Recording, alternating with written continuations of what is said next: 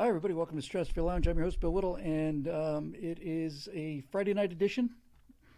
A little concerned the volume might be a little bit low because I was over modulating before, but actually, I think we always joke about getting a perfect launch, but I think this was, a perfect launch. So, how about that?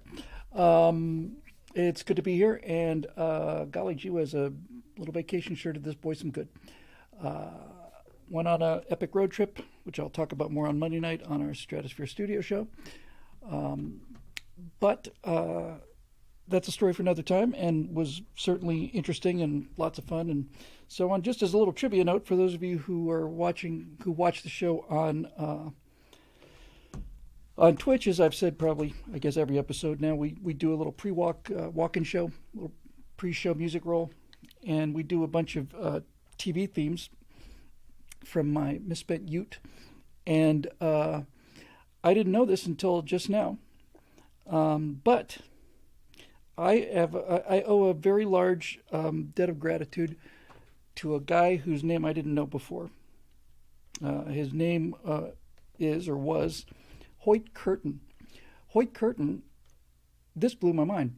Hoyt Curtin is the guy who composed the theme for Johnny Quest, but he also did the Flintstones and the Jetsons, and Top Cat, which I used to like before I liked any of these other things. So good on you, Hoyt. Once I found that out, just kind of stumbled on it. I realized there's a kind of a similar. You can hear certain themes in the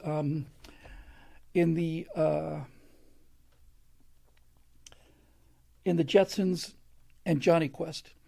They're very similar elements to it. Anyway, I love all three of them, and the Flintstones song. I mean, we all just grew up with the Flintstones song. So again, this is our Thursday night show. This is our political night, and we'll get to the political stuff. I don't have a lot of stuff to lead with tonight, so hopefully we'll get some actual questions done. I will say though that while on the road, I had some excellent ideas for the new test project. The Major Mace Mattingly and the Last Men on the Moon. So things are kind of coming together on that. And one of the things that I thought would be fun to do would be to do a mail call. Now, the key to this thing working is I got to turn it around fast. It's got to be about this week's news story. So I also thought it'd be fun to do, just to get some extra content up there, thought it'd be fun to do a mail call show where people can email Major Mace Mattingly and the Last Men on the Moon and ask them questions. And the reason that I thought this was kind of fun was because I was listening to the Johnny Quest theme earlier today, and I thought to myself, okay, so how can I work that into this new political commentary thing? And I realized, oh, there's a way to do everything. And what I decided to do was to say, I'll have Major Mace Mattingly say, hey, listen, send in your mail. The guys are going to basically reveal their presence because they're going to say, look, we're still under the security program that we were read in for expired, and they kept quiet about things, but they decided to speak up finally now because they swore an oath to protect the Constitution of the United States, and they don't think that the government is representing that oath anymore. So that's why they're basically breaking their silence. They sat and talked about it for years and finally realized, we didn't swear an allegiance to the U.S. government or certainly to any administration. We swore an oath to the Constitution, and I'm beginning to think that the people who administered that oath to us no longer represent those values. So we're going to speak our minds after being up here for 60 years.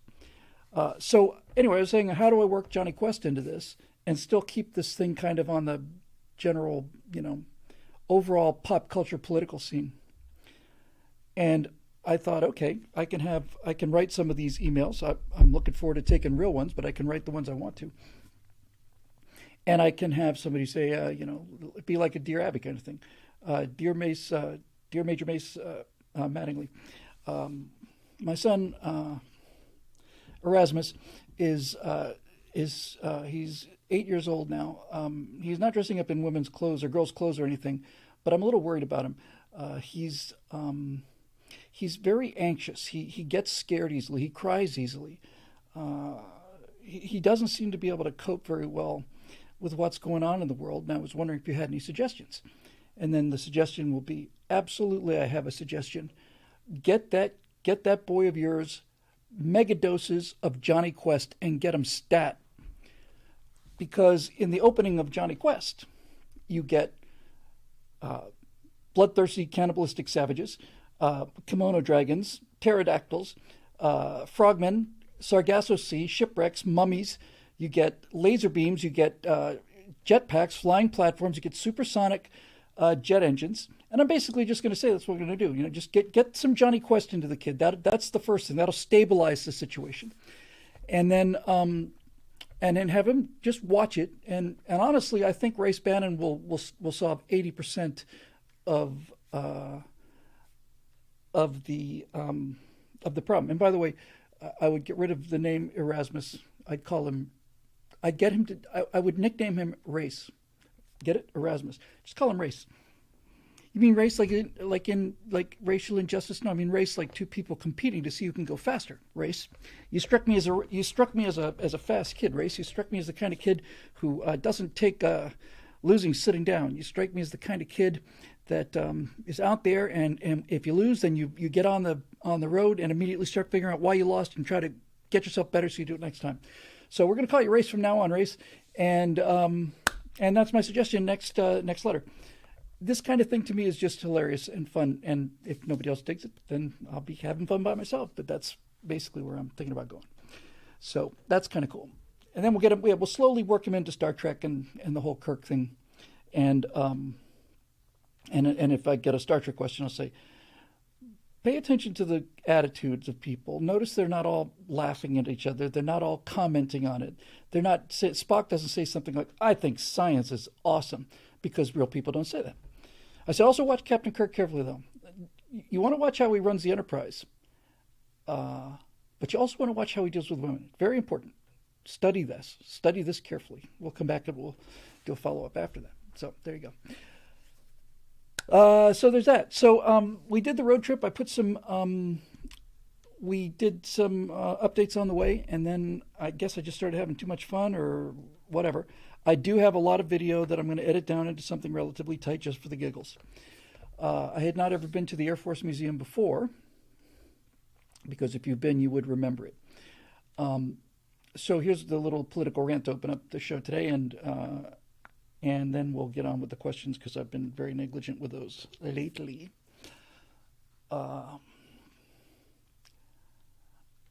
So when you go into the Air Force Museum, you see these amazing things. And obviously the queen of the show, without question, is the B-70, the XB-70 Valkyrie. There's nothing like it. And it even makes the A-12 and the SR-71 look a little dated. It's hard to believe that thing was built by humans of any period.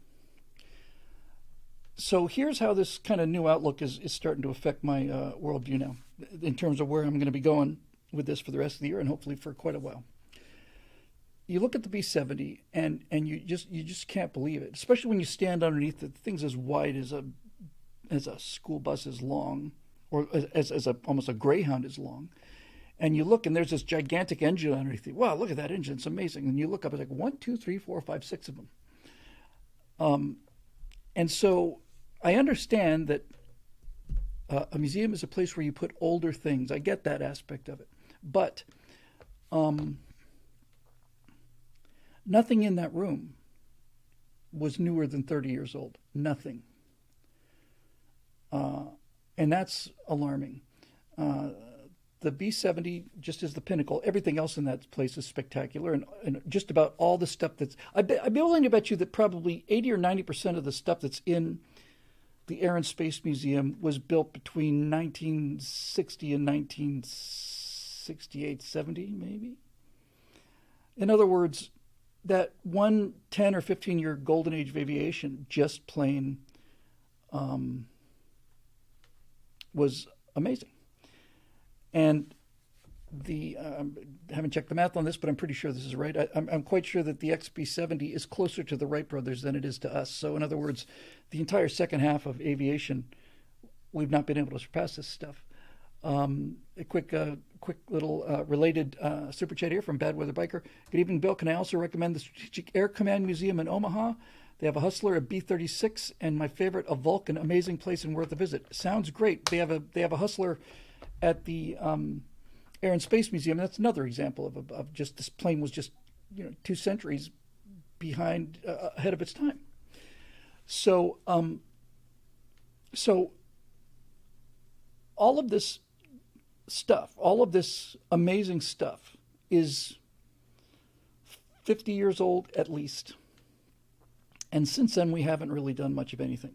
Now, here's the interesting political point.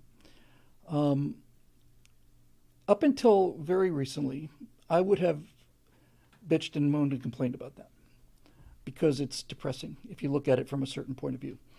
In fact, it's depressing if you look at it from almost any point of view because it goes hand in hand with the just general disintegration of society and all the rest of it. However, nobody wants to hear that. And this was my gigantic mental breakthrough for the year. I usually have one every 2 years or so. I talked about this briefly before, but I was thinking about how to sell this new, lecture delivery system.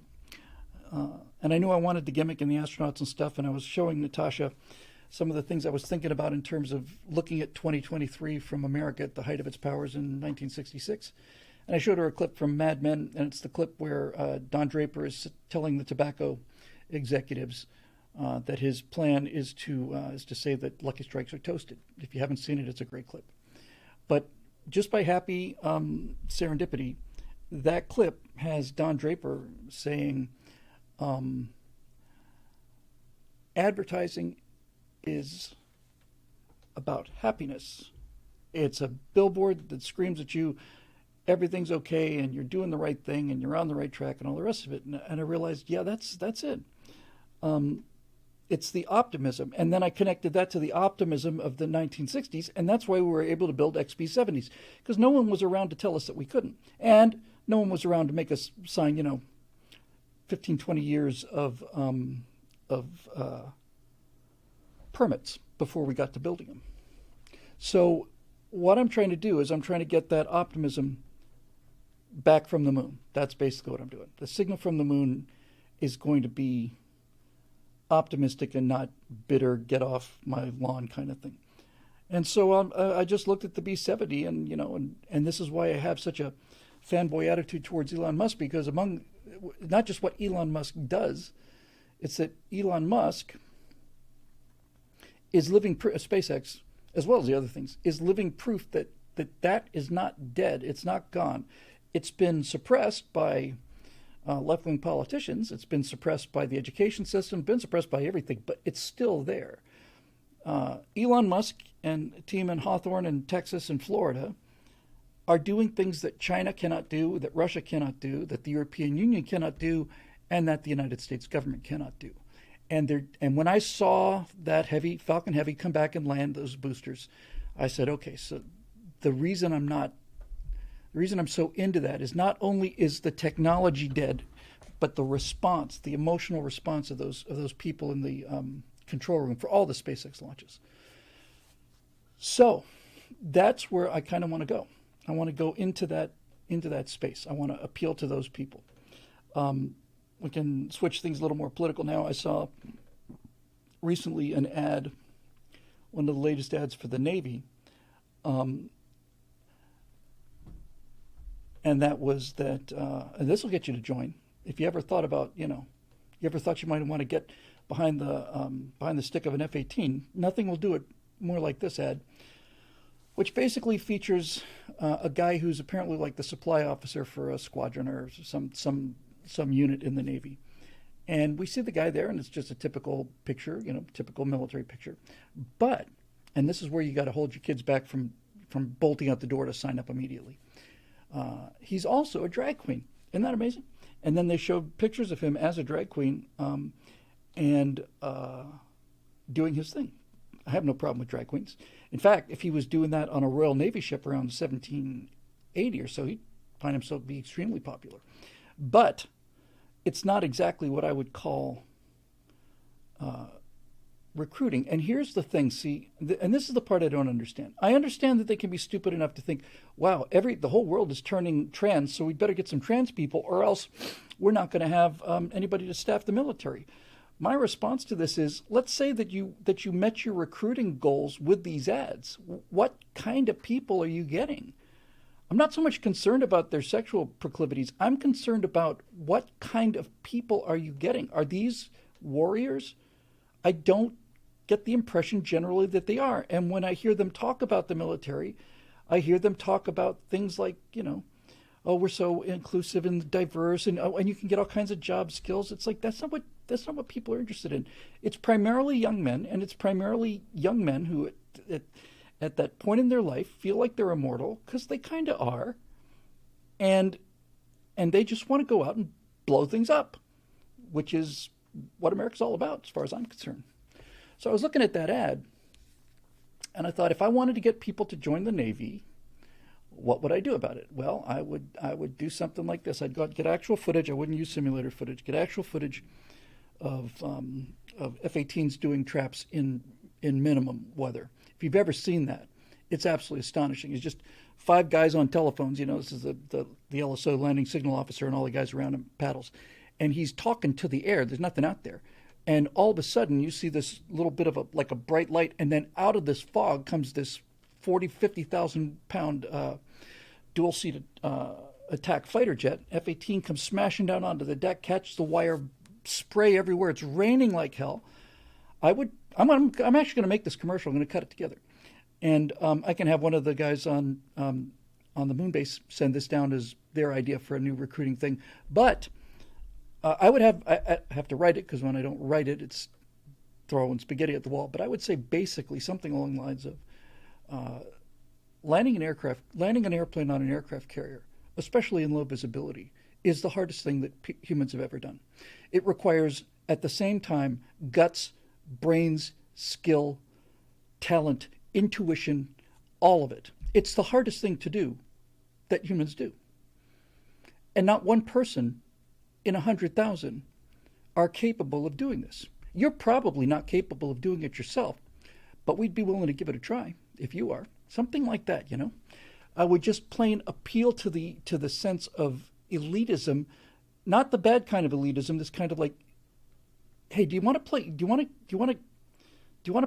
your life at 100%, or do you want to just kind of limp around? And that's why that original Army ad was so great, the be all that you can be ad, where the guys do this parachute jump, and the narrator says, we get more done by 8 or 9 in the morning than most people do all day. I'd say they get more done by 8 or 9 in the morning than most people do all month. If you do that, you will attract the kind of people who you need to attract, and you'll repel the kind of people who are the kind of people who, just bring disharmony and defeatism and all these woke politics in the Navy. And by the way, I just feel very strongly about this, especially coming out of the Air Force Museum and all the rest of it. If they can't meet their recruiting goals, then we should mothball a couple of our older carriers. Because 11 carrier strike groups are nice to have, but if you have to staff them with people that can't do 2 push-ups, or people who are drag queens in their spare time and not taking their job seriously, if that's their identity, then I'd rather have those things mothballed than have them all deployable without the kind of crew needed to run them in combat. And I would sell the military as like, we are the badass big dogs on the block. We know it's not popular. We know that it gives people hissy fits. We know that a lot of people get triggered by it, and we say, good. We're glad they get triggered by it, because this isn't for everybody. This is just for a few. This is for those of you who have some courage. This is a few of you who have some patriotism, a few of you that want some genuine adventure instead of a reboot opportunity on, Call of Duty or something. I would just go straight at that. And I think those ads would work wonders. And just along these lines, I was actually thinking, what if they gave me one carrier group? And I'll take the oldest one. I'll take the Nimitz if I have to. I'd rather have Enterprise.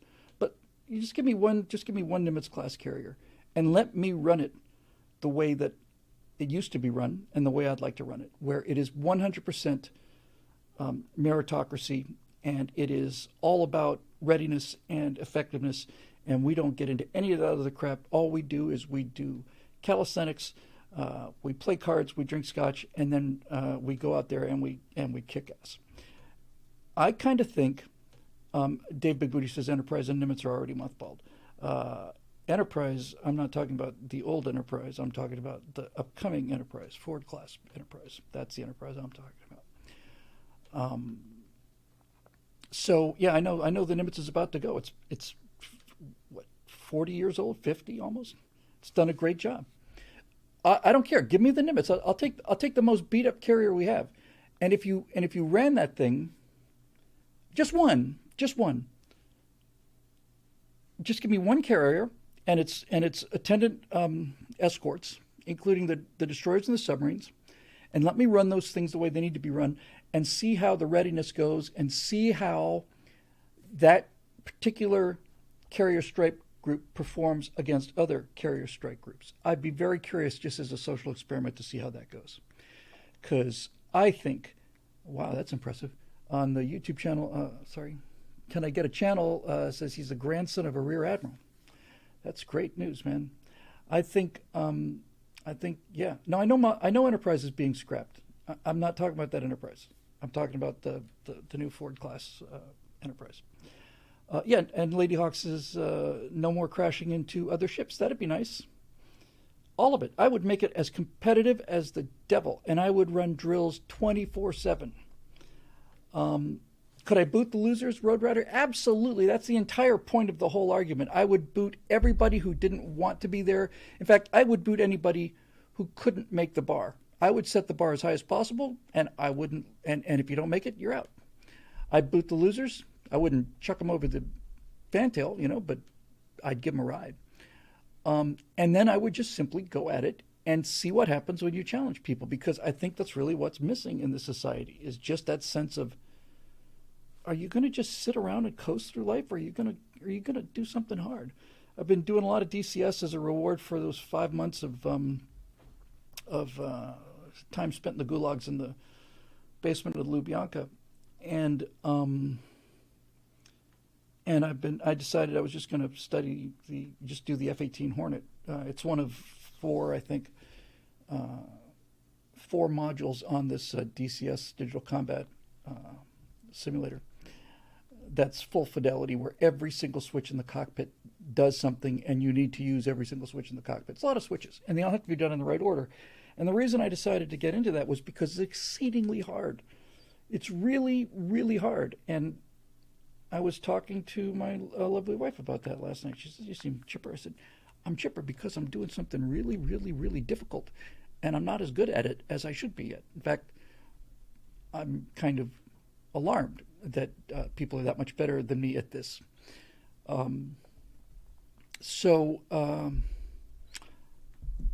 I think that doesn't appeal to everybody, but it doesn't have to. What's the percentage of people that are in the military now? Is it lower than 1% of the population? It's something shocking. I'd just throw the gauntlet down. I would just say, hey, this almost certainly is not for you. If you're watching this commercial, 99 out of 100 people that put their eyes on this, we're not really interested in you because you can't make it here. You could if you applied yourself, but that's a different story. And I would just plain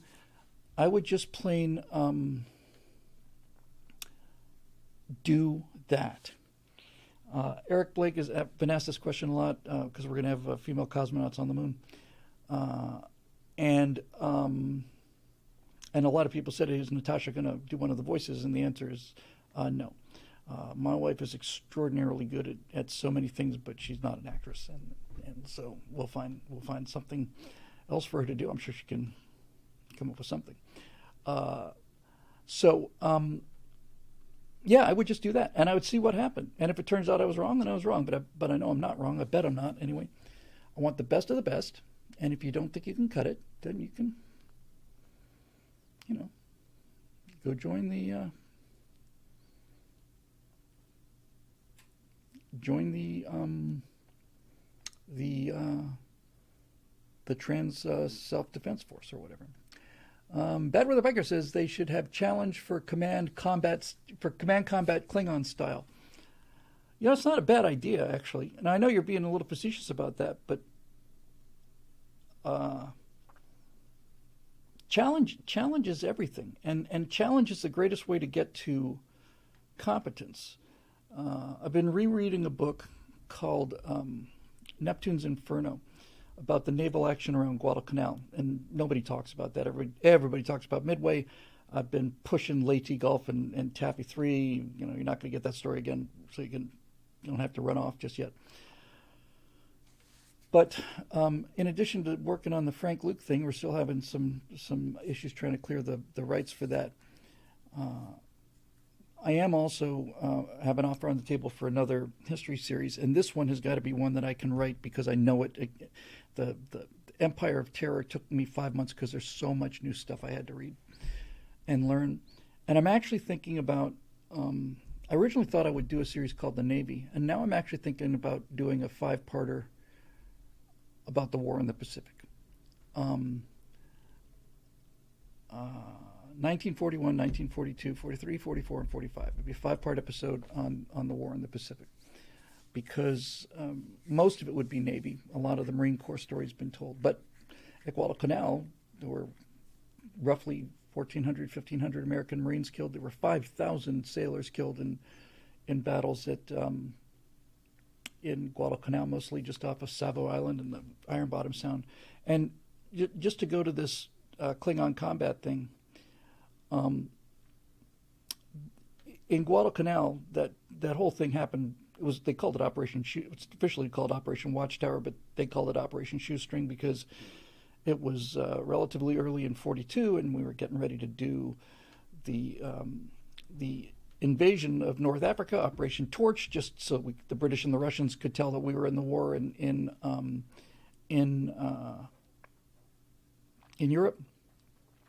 So we had limited resources, and we had no plans to go to Guadalcanal until a coast spotter, one of these incredibly brave and unsung heroes, almost all of them Australians, just a guy out there with a radio, Japanese patrols looking for him, and he's just broadcasting what he sees. And one day he sends a call in and says, the Japanese are on this island, not in force, but they're building an airstrip here on Guadalcanal.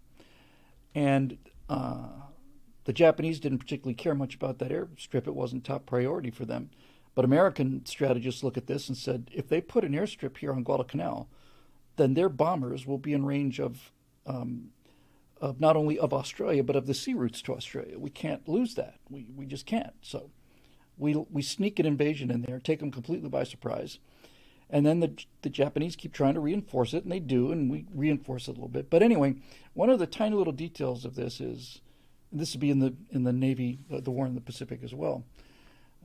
I've talked many times about Taffy 3, which happened in 1944 up in Leyte Gulf.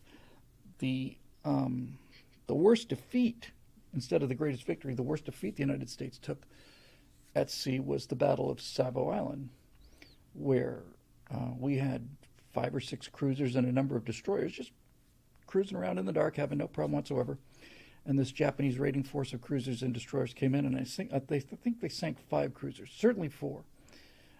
So it was it. But back to this business about competition for command. So we had our butts handed to us there by the Japanese, and then we decided to do something about it. And there's a guy who doesn't get nearly enough attention in history, and that's why I want to do this series, because I want to talk about him. There's an American admiral named Norman Scott. Virtually positive it was Norman Scott. Kind of a drag if I got that wrong. Hang on a second.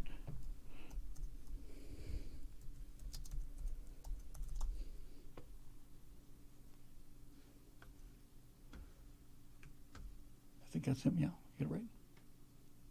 Yeah, what a stud. Okay, so Norm Scott was given command of the surface forces in the Operation Watchtower down at Guadalcanal.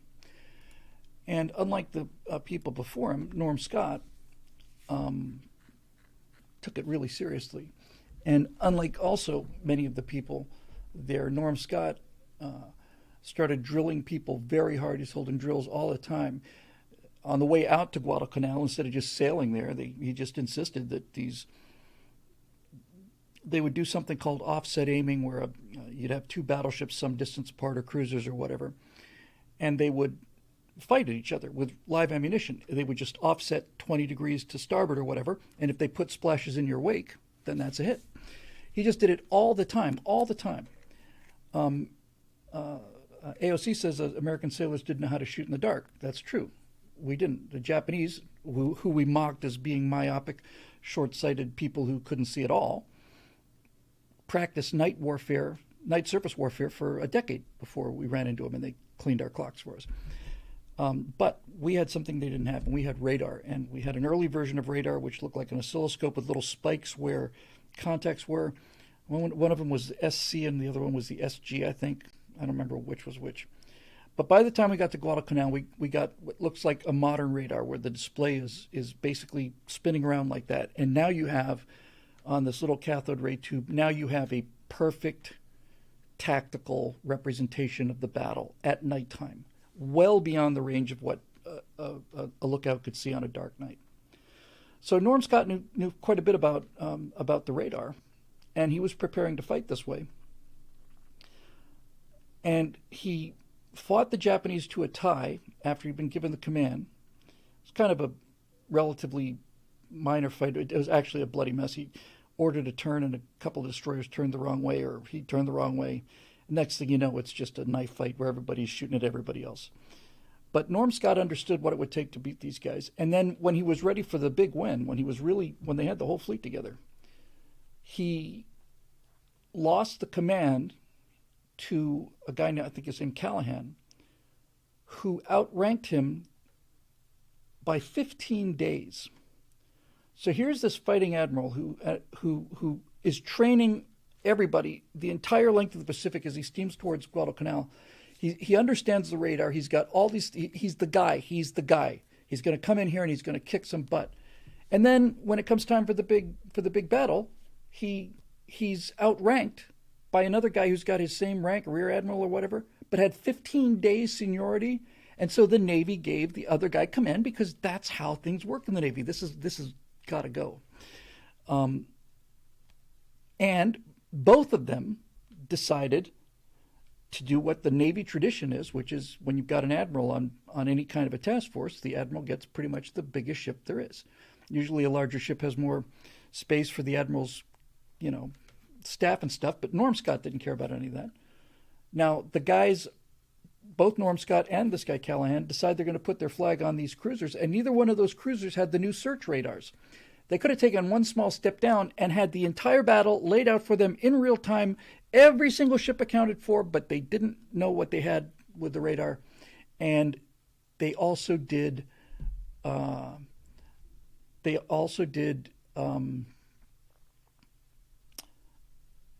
this kind of tradition thing. I got distracted here because in the Twitch comment section, CP Tome says you have the most amazing people in the Stratosphere Lounge, a reactor operator on Nautilus and Enterprise. I didn't catch who that was, but if whoever it was the reactor officer on those, if you could contact me at info@billwhittle.com, I'd very, very, very, very much like to talk to you. Very much like to talk to you. So that would mean a lot to me. It's Air Techie who we saw. Air Techie, by the way, is just shown up in the Twitch stream. Air Techie knows more about airplanes than anybody I've ever seen. We were at the Air Force Museum, and Infidel 42 was there.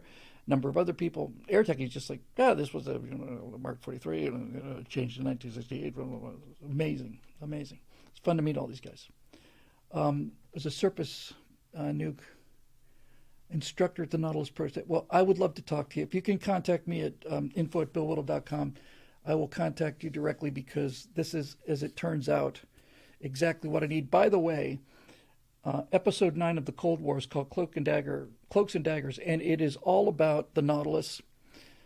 It starts off with the Triton. It's about the Nautilus. It's about the combination of the Nautilus power plant and the Albacore's hull design to get the Skipjack class. It's about the loss of the Thresher, loss of the Scorpion, loss of K-129. Then it goes into Corona satellites and the A-12 SR-71 program. Then it comes back to Operation Azorian. But I'm in deep need of serious need of deep knowledge about reactors, naval reactors, because I think they're living proof that this is a tremendously powerful and safe energy system. And one of the nice things about this new format is these guys can be arguing about it. Why aren't they all using nukes down there? And, well, because of Chernobyl. Well, Chernobyl's what happens when you give advanced technology to socialists. You can't count Chernobyl. That's what happens when you give commies nuclear power. You get Chernobyl, and you get K-129, and you get not K-129. You get K-19, and you get the reactor on their first nuclear sub. They called the boat Hiroshima. Get a chance to throw some stuff in there, plus kick the socialists, which is always kind of fun. Am I in the court of Neptune? William PMCD asked me. If the question is, have I crossed the equator? The answer is yes, but I didn't do it at sea, and I never had any kind of ceremony. If that's what you're talking about, that'd be my best guess. So anyway, that's kind of what I'm working on, and I really would like to do the story of the naval war in the Pacific, because obviously people know Midway, but there's another way to. It's always a new way to tell Midway. Pearl Harbor would be the end of the first episode. Everything would be prior to that. The Japanese learned how to attack Pearl Harbor from exercises that we did in the 30s. A polywog and a shellback, right? A polywog is somebody who hasn't crossed the equator, and a shellback is somebody who's been through the court of Neptune. Is that right? No, it's a high honor that I've not held. And that's the kind of thing I'd bring back in abundance. For those who are not familiar with this, it's a tradition in the Navy. Got to understand that, the beginning, the Navy had to sail around the world, and crossing the equator was a big deal. It's still a big deal.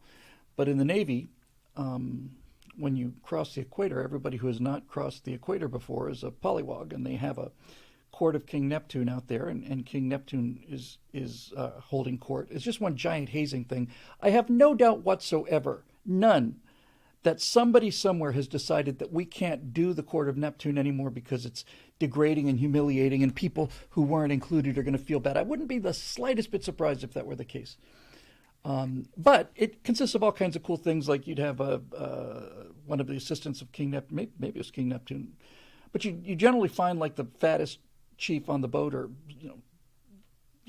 fattest chief petty officer on the boat. And then you would take like axle grease and cooking oil and everything gross that you could possibly think of, and he'd just smear it all over his belly, and then all the polywogs had to come up and kiss that, and they had to go down a line and crawl through all kinds of crap. But the reason that they did that was because when you got through that, now you're in the club. This is the thing, you see, is that this is what young men are looking for. This is why the Navy and the Army and the Air Force, the Marines and Coast Guard are not meeting their quotas, because they have no idea what the Sea Baby. Thank you for that. Because they have no idea what drives people, and all the things that used to drive people, not just to the Navy but to the military, are gone. I talked to a CPO, and this is pretty close to 10 years ago, and he said, he was a CPO, had been in for a long time. I said, you going to re-up? He said, no, I'm done. I said, mind if I ask why? And he said, it's just no fun anymore. You really could just put a period right there. It's just no fun anymore. You would think that being below decks in the Navy would not be many people's idea of fun, because you don't get to see daylight for 3-4 months. But what he was talking about was, he said, that they used to have a word for when they were important. That word was liberty. You are now at liberty. We've docked at 5 p.m. on a Friday, and as long as you are back aboard the ship by 9 a.m. on Monday morning, what you do between now and then is your business. Don't get arrested, and for God's sakes, don't kill any locals. And so that's liberty. And that's what I always assumed was still the case. He said, no, for years now. Now when you go ashore, there are approved places where you're allowed to stay. You're not allowed to stay at some, you know, some shady looking house of ill repute because you want to. No, there's hotels that you have to stay at. You can't stay anywhere else. They said you have to check in, you have to call in like any other little 9-year-old or 11-year-old, you know. They're just constantly checking up on you. You know, it's like, no wonder you haven't a recruiting problem.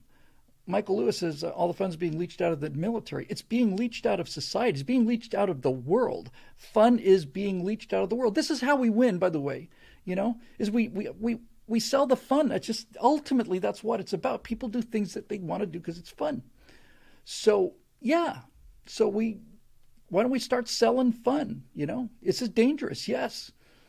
Yes, it's dangerous. And that's why we have hazing ceremonies, because we want to know that the people who are in are in. They're in. They've gone through what it takes to get in. It's not easy to get in. Once they're in, they're in. That sense of brotherhood. When I had that naming ceremony, it was a high point, one of the best days of my life, where they just referred to me as third person. Why is it talking? What is it doing here? Until finally I got my name. And after that, I'm getting, you know, handshakes and, hey, you did a great job. It's like, that's as close as I've ever come to feeling like I was in the brotherhood, but it was close enough for me to know how powerful it was. You got to make things difficult to get into, because if you don't, then there's no pride in being in it. This is the whole thing I'm kind of talking about now, is like, we got to get that sense of it back. It's not elitism in the sense that we usually use the word. It's maybe, what's a better word I'm looking for? Competence. You gotta clear that bar.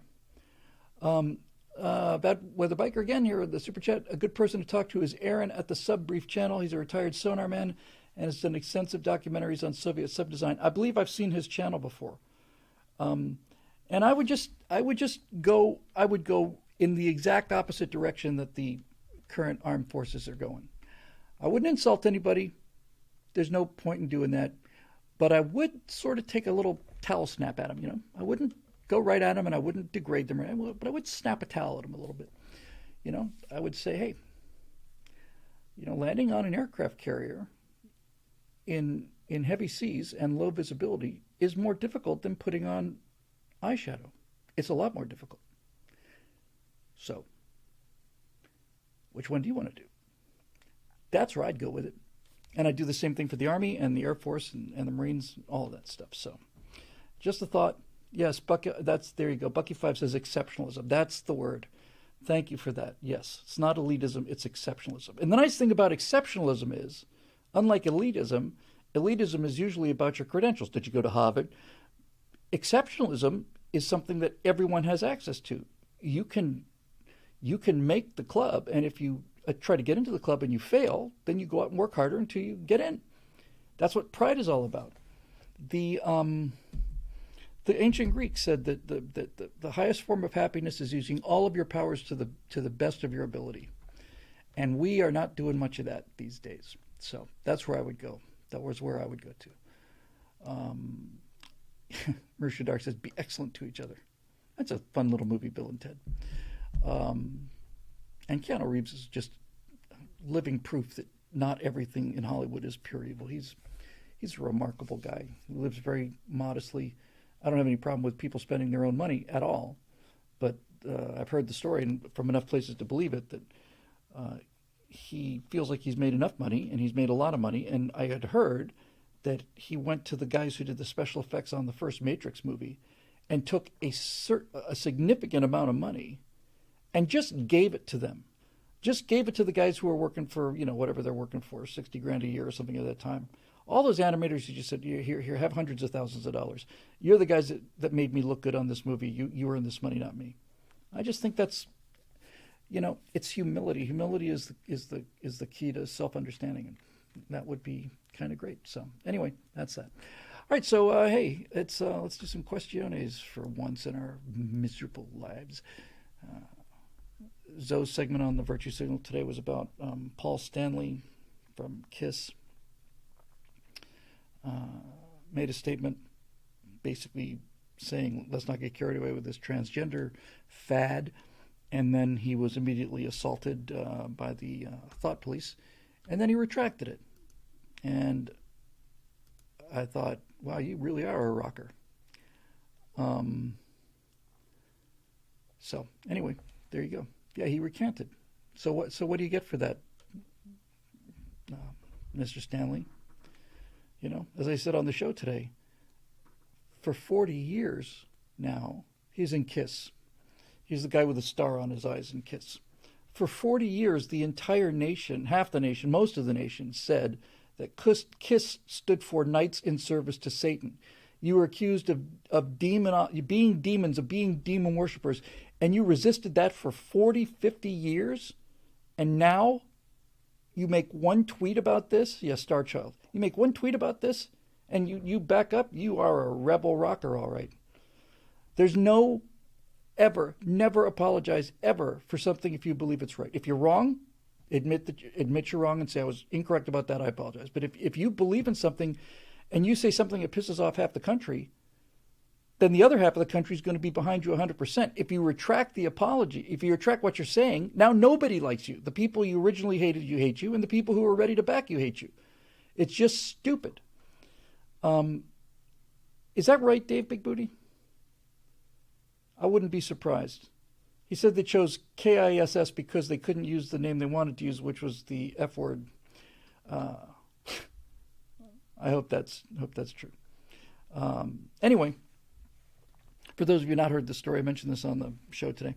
I'll tell you who I don't think would back down is Gene Simmons. Gene Simmons escaped from socialism. He and his mother were praying they could get to America so they could be safe.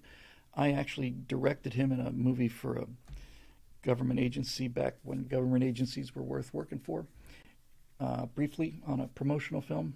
And all you need to know about Gene Simmons, this is Gene Simmons in a nutshell. I never met him before. I wasn't a super big KISS fan, but everybody knows who Gene Simmons is. So I'm standing there in the studio, and Gene Simmons walks in the door, and somebody says, hey, Gene, this is Bill Whittle. He's going to be directing the segment today. I said, hey, Gene, good to meet you. Big fan. And Gene Simmons looked right at me, and he waited like for a second, just stared right through me, and he said, you know, you are a remarkably good-looking man. What the hell do you say to that? You know, I said, thank you. And then he held that look again for another second or two, and he said, you're going to do very well in prison. That's Gene Simmons. That's Gene Simmons. And dry as a bone, man, just dry as a bone. No, not the slightest little hint that this was coming. It was just epic. This is one of the high points of my life. You're a very handsome man. You're going to do very well when you get to prison.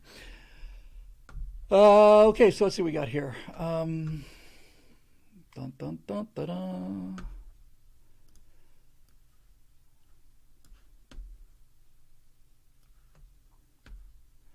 Okie dokie. Slowly but surely. Onward we go. Come on, baby. Let's rock. Oh, hang on. While we were talking about the show,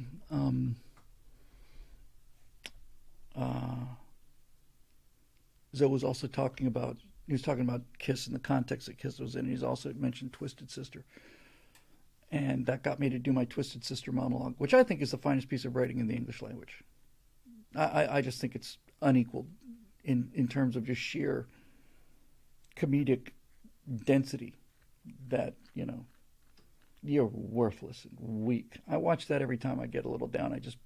One of the few things I peel out, and I just cheers me up.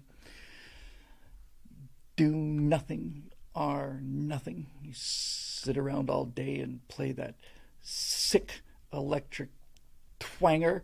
I carried an M16 and you carry that guitar. Who are you? What do you want to do with your life? It's just great stuff. All right, let's see what we got here. Natural immunity. I got natural immunity too. It's the best kind of immunity because it's natural. I got a lot of things going on. I want to rock.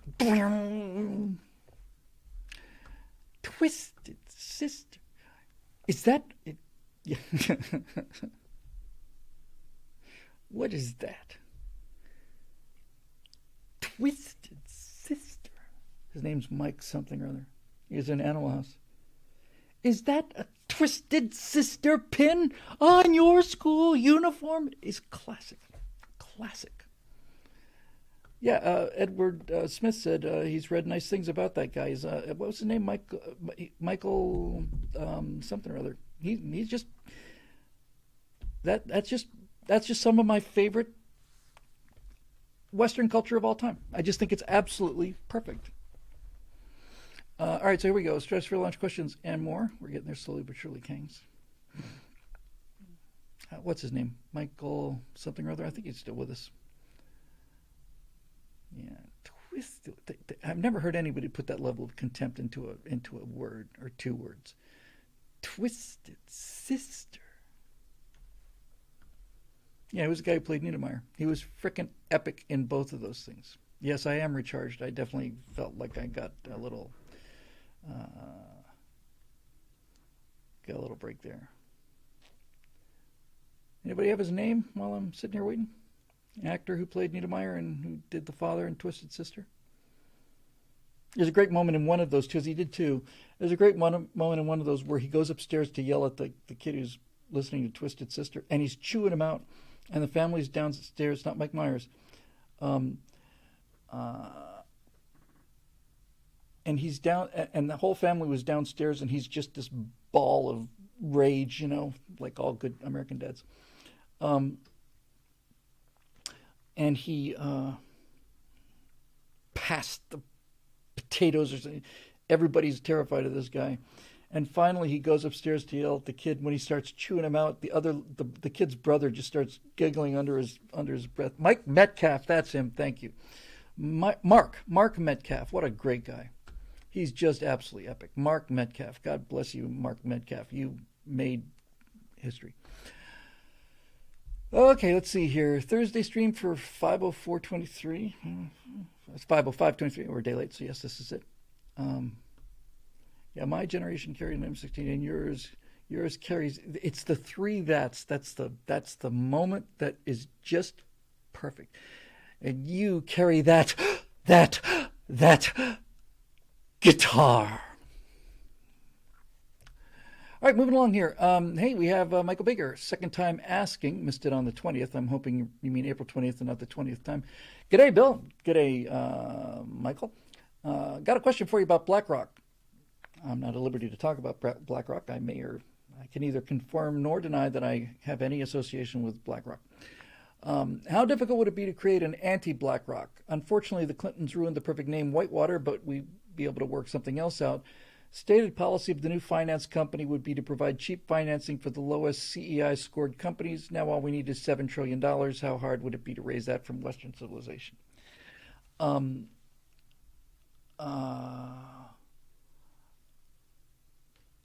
Pilgrim Media with a super chat says, Bill, haven't seen you since before the pandemic. Well, I've been here. It's good to see you too. The thing of it is, Michael, is obviously, and Eric Blake's on this a lot, on this topic. We get together, we can do this, we get together, and we can do that. And it is absolutely true. But in order to have that kind of power, you kind of have to be evil, I mean, BlackRock is BlackRock because they're willing to sacrifice, well, they don't have any principles to sacrifice.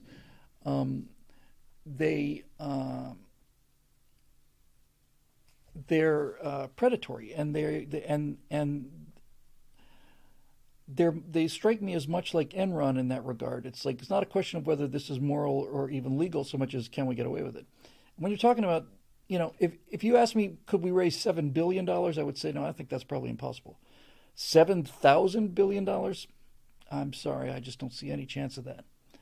Now, we don't have to have that kind of money, at least not in one place. There's the single most valuable, I learned this from Dinesh D'Souza, the single most valuable thing in the world is the private property held by American citizens, almost all of them in the middle class. So that has some weight. Now, this kind of ties in a little bit to the Bud Light boycott, because it's not even, I heard Matt Walsh talking about this, it's not even a boycott anymore. Now it's just plain, a boycott is something where you abandon the brand for a while to put a little pressure on them. Now it's like, this is, of all the things I've seen about Bud Light since the thing happened with Dylan Mulvaney, the one that's most astonishing is somebody showed footage, I want to say it was from Fenway Park, and there's a Bud Light stand, and then there's a stand for other beers. And the stand for other beers has a long, long line, and there's not a living soul in front of the Bud Light thing. Now, that's a statement, because now you're actually putting your time and money where your mouth is. I've been to enough baseball games and football games to know that I don't like going to the to the food stands, at least while the game is on, because I don't like missing part of the game. But there were people who had decided to wait in line, miss a significant amount of the game because they couldn't stand to be seen at Bud Light. And that's where it is now. It's not like Bud Light. It's not like people are saying, "Oh, we're going to protest Bud Light because of this." Now it's just nobody wants to drink Bud Light because it's a joke, and anybody that does drink Bud Light is just kind of a weenie. So, Eric says, honestly, our efforts against Bud Light kind of illustrate we could have that Black Rock quality for our side. But this kind of is my point. You will not be able to herd cats, and conservatives are individualists, and individualists don't generally form associations of that scale. But my point is, if you take the amount of money that the middle class, the American middle class does control, and you find a way to channel it individually rather than putting it all in one big giant bank account, then you can actually move the needle. I suspect it'll be a while before another company does that kind of thing. At least another company that presumably appealed to working people, and they won't own up to it. Oh no, it was just one beer one beer can that we made as a promotional thing, and just one promotion, and just keep digging, bud. Just keep digging. There's only one way out of this, and that's a 5-year, 10-year effort to recover yourself. And the first thing you do is you accept responsibility, and then the second thing you do is you make fun of yourself, and you don't ever stop making fun of yourself. You constantly refer to the fact that you've made the biggest business blunder since New Coke. And if you do that, you've got a chance of getting out there. It's going to take half a decade. But Coke recovered from New Coke. It just took them 10 years. And they did it slowly. But even Coke didn't insult its user base the way that Bud Light did. The damaging thing about the Bud Light debacle is not so much the Dylan Mulvaney thing. The damaging thing was that footage of the VP in charge of it. I'm the first woman vice president in charge of marketing, and we need to make it more inclusive. Our beer is kind of used by rednecks and frat boys, and we need to make it modern. That's what destroyed them, not the Dylan Mulvaney thing. It's that other person revealed the contempt that they have for their audience or their customers. That's not a good thing to do. I mean, I hide it extremely well because I've had so much practice, hiding my contempt for the people that become members or listen to me. I'm a professional. I've been studying acting since I was a teen. But for people who don't know how to do it exactly perfectly, you don't generally insult the people who you're trying to sell to. And this one, I think, is a Rubicon. I really do. I think it's a Rubicon. So not only do I think we could do this, Michael, I don't think we should, If you put $7 trillion or $7 billion, really, in one place, then whoever's entrusted to make the decisions to spend that is going to be corrupted. There's no way around it. There's no way around it. That's human nature.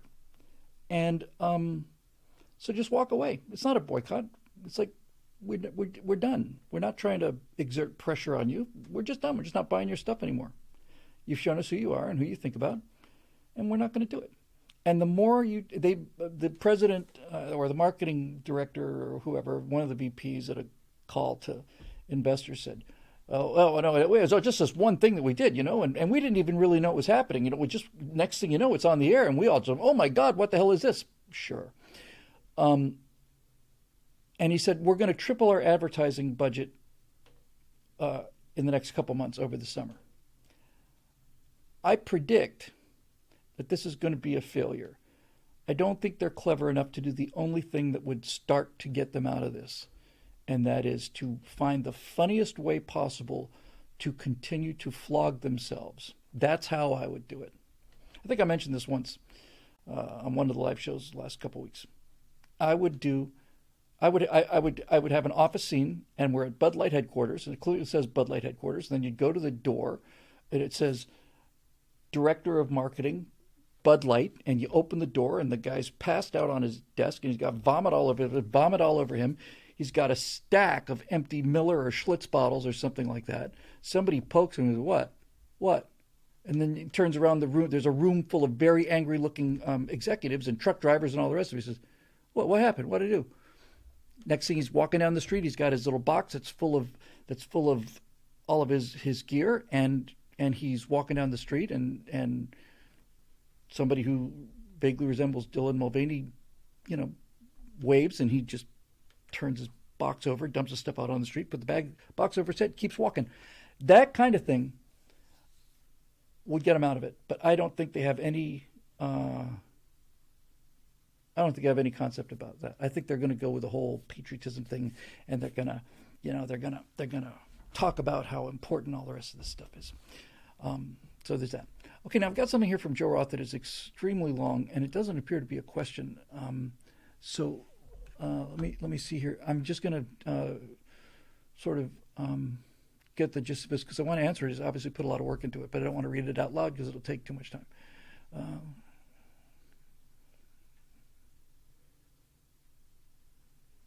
Sorry about the dead air. Talk amongst yourselves. Yeah.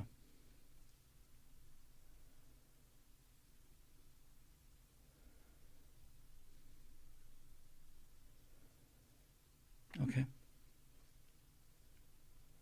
So there's two big paragraphs. Let me get to the first one. Joe said he's been spending years and years and years preparing to build a house in Tennessee. And he was just about to do it. He got the money together to do it, and he decided to pull the trigger on building a house in Tennessee.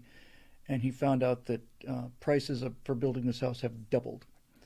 And he said he says he talked to the contractors, and there's all kinds of regulations that weren't there before, permits, all of it, inflation on the cost of building materials, all the rest of it. And furthermore, I think probably what's the biggest element in driving up the cost of you building a house in Tennessee where you've lived where you wanted to build your house is because Californians are moving to Tennessee in large numbers, and that's just driving up the property prices. Everything in California has another zero after it. If you saw a house in California for, if you had a $1,500,000 house in California, and you go look, and this happened to me when I went back to the University of Florida in the 1990s, I would look at real estate prices there, and I said, these guys left a zero out. That shouldn't be $150,000 property. It's $1,500,000 property. No, it's not. My friend Fritz Bronner, who had a house here, a decent sized house, probably half an acre maybe. He moved to a small Edgerton, Georgia, and now he owns. This will be in the video cut. My friend Fritz owns more property. My friend Fritz now owns in Georgia more open grassland than there is in LA County. He has his own lake. He has his own little forest. He's got pastures for his horses. It just goes on and on and on. You go through all these trails, all his, then you get to this incredible lake. He owns all of it because he bought a house in California, sold that one. Then he bought a bigger house in California, lived in it, improved it for, 15, 20 years, sold that one, and now he has Terra. And I'm just completely, blown away by it. Miserable son of a bitch. He did it just to he did it just to make me feel bad and worthless and weak. But it's amazing. So that's the first part of it. Let me read the second part. So he's talking about his family all voted for Biden because they hated Trump.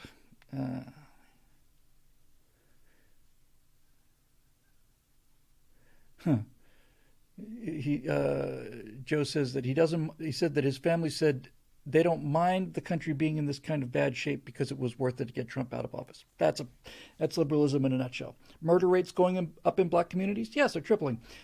Inflation crushing the dreams of people who saved their money all their lives? Yep, absolutely. Our military being laughed at around the world and all kinds of threats appearing? Yep. They're not denying it. They're just saying that's better than having a guy who had a mean tweet, because they're all about the surface. They can't see anything. They're not capable of seeing results. This is why they think that as long as I have good intentions, it doesn't matter if what I'm doing does harm to people. I'd rather look good and do evil things than look evil and do good things. That's it. He then gave him an earful, lost the house and dream, and so on and so forth.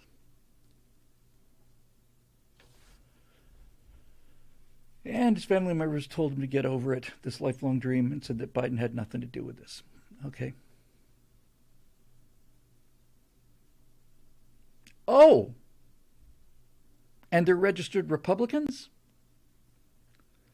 That was a bit of a loop.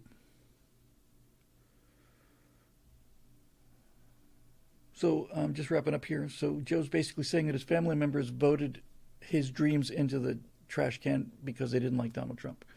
And now he's angry, doesn't like feeling this way, but at the point where he don't want to associate with Biden who voted ever again, blah, blah, blah, including his family. There's a lot of people in that club now, pal.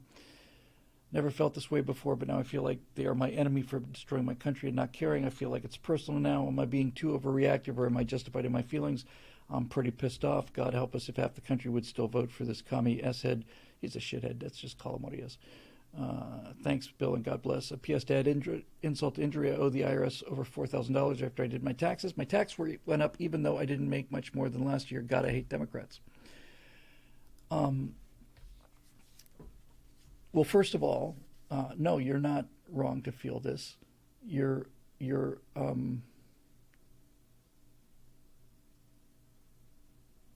100% justified in feeling this. And it's not a good feeling to feel burning rage towards people who you've spent most of your life either loving or at least caring for, close family members. I've had this experience myself now for 15, 20 years, a little more high profile than you, I suspect. Here's the thing, Joe. I don't know if you got this, and I don't know if anybody watching this gets this either, but this is on the road trip, my friend Steve brought this up, and I see this a lot. I'm willing to be convinced that it's confirmation bias or whatever, but I don't think it is. My experience has been, and the experience of everybody I've talked to who've been through this has been, that if you put conservative and progressive family members at the same table at Thanksgiving, the conservatives will politely shut up and not talk about politics. We just won't talk about it. We know it's going to get nasty. We don't want to get nasty, so let's talk about football. But the progressives cannot help themselves. They have to poke you and continue to poke you until they get a response. At which point, when you respond, then they'll say, well, geez, why are you so angry? Or I just want to drop the subject. Let's just drop it. I don't want to talk about it. My friend Steve was saying every time he would talk to his mom, she would just poke him, complain about how bad the country is, and poke. And the second he started to answer, she said, look, I don't want to talk about it. Don't want to discuss it. In other words, now that I've fired my shot at you, Lord Bullingham, now I'm just going to walk away. And I've had that experience many times. I just go into these things. I mind my own business. I'm quiet. I know I disagree with them. I still love them. I just don't want to talk politics, so I don't. And every single time, they keep bringing it up. And it's not once or twice. It's they will bring it up until they get a reaction. Because they have to have unanimity in order to convince themselves that they're right. Any kind of a dissenting voice is anathema to them, because truth is on our side. They don't want to hear the truth. So they have to have unanimity. And so, Joe, your choices are simple. You have the same choices I had. There are three of them. At least that's what I came down to. When I was missing Thanksgiving with family members, now for, I don't know, 8 years, 7 years, whenever Trayvon Martin. I was with them when the Trayvon Martin verdict came down. And that was the last time I saw them. So you have three things you can do. Number one, you can just eat it, right? Just eat it. I don't recommend that. That's not good for you to stuff this stuff down. During the Friends of Abe days, I saw so many people who had sat in trailers and makeup rooms and so on or whatever on movie sets, hearing them talking about how George Bush is a psychopathic murderer and we're all just in there for the oil and all the rest of it. Right, Jim? Oh yeah, had to agree.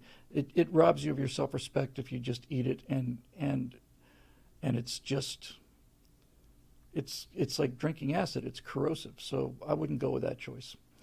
The second choice, which I gave serious thought to many times. In fact, as a person who's not widely known for their emotional discipline, I was surprised at the degree of restraint. So the second choice is to shoot back. And I remember on two separate occasions with the family members, I remember holding fire and thinking to myself, I'm a professional at this. This is what I do for a living, is dismantling these arguments. If I unholster and unload on these people, I'll destroy them. If I'm going to fire that first shot, I'm going to empty the magazine. I'm just going to do a mag dump. I'm going to let them have it with everything I've got. And I've got a lot. This is what I do. And I decided against that option too, because they're family. I didn't see any need to do that. So that's second option out of the way. So it leaves you the third option, and that is just simply do not associate with them anymore. And that's the default option that I find myself in, and that so many people who I know are conservatives find themselves in the option in. They do not want to talk about politics. They go to a family event. They don't talk about politics. The lefties can't help but talking about politics. They make you miserable, so your three choices: eat it, shoot back, or just don't go there anymore. I find the one to be less damaging to them and me is to just not go there anymore.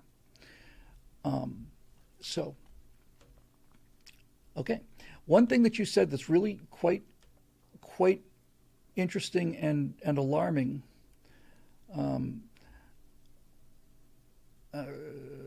can't deal with that just yet, is that they admit that things are worse, but they're happy because they got what they want. We burned down the house, yes, but that painting that I just couldn't stand, that my husband loved so much, that painting that just been driving me crazy in the bathroom, at least we got rid of that. Okay. Might I propose a fourth option, says Marisha Dark? Socratic questioning until you drive them to realize the contradiction in their own beliefs rather than making statements. That's a lovely thought. It just doesn't work because there are no rational beliefs and they do not respond to rational arguments. I'm telling you this from experience. They don't want to hear it. It's an emotional argument, and you can argue all of this you want to. They'll just do what I said they'll do. They'll poke you, and if you decide to respond, then they'll say, I don't want to talk about it. I guess you're triggered by this. No, it doesn't work. It doesn't work. It doesn't work because they're not coming in good faith. If they were coming in good faith, they wouldn't talk about politics. They would know that they disagree with you. If they came in good faith, they'd just shut up and just enjoy the pumpkin pie and not be such dicks about it. But they are. They can't help it. It's a psychological necessity for them to crush any kind of intellectual dissent, even if it's unspoken. That's the thing that drives me nuts about them, that really is just almost too much to believe. It's not that they're responding to you what you're saying. They're responding to your presence.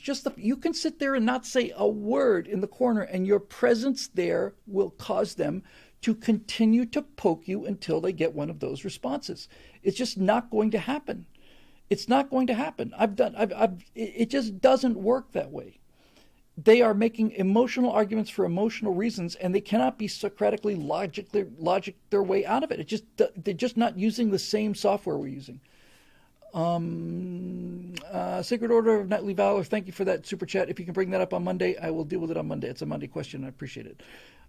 And here's another one. Conservatism is an ethic. Leftism is a politic. Leftism is a religion. And they're entitled to their beliefs. And I'm the kind of guy who's saying, maybe they're right. I don't think they are, but maybe they are. But the point is, I'm not going to ruin family relationships over something that I don't have to talk about. I don't have to talk about politics at Thanksgiving. They do. And not only do they do that, the politics that they believe in understands them well enough to know that they'll talk about politics, because we had it during Obama and we had it during Biden. during the Obama thing, there was a period there when it's like how to discuss the benefits of Obamacare with conservatives at the Thanksgiving table. That was actually put out by the White House. How to discuss the wonders of the Affordable Care Act with your conservative relatives at Thanksgiving. Here are a bunch of talking points, which I'm sure many, many, many leftists just got out the pamphlet and read from it. Okay, all right, fantastic. Knock yourself out. Then I'm not going to waste time or energy anymore on this. Reason, and not reason, they're immune to reason. They're not immune to reality. Reality will settle this argument. Okay, reality will settle this argument. This is where I am now, and it's actually a good place to be. If you're feeling this kind of frustration, Joe, and just this churning anger, just take a deep breath, step back. We need everybody on the team. Don't burn yourself out. Don't hurt your health. Just sit back, just take a step back, take a breath, and understand that reality will not be denied. Things will get worse before they get better, but that's okay. They now live in a city where there's human feces on the streets and homeless people defecating in their doorways, and their cars are being broken into every day, and they still won't change their politics. They refuse to do it because it's to give up their identity. Okay, you've made this hell for yourself. Now live in it. And if you decide to get away from that hell, you're not coming here, because if you come here, let me rephrase that. You're not coming here, you're not going to get the kind of virtue love bomb that you think you're going to get here. You want to hold those progressive politics here in Texas, for example. We're not going to applaud you. We're going to make it pretty clear that we think you're an idiot. So you're not going to get the social stroke that you got back before. And that's it. And that's why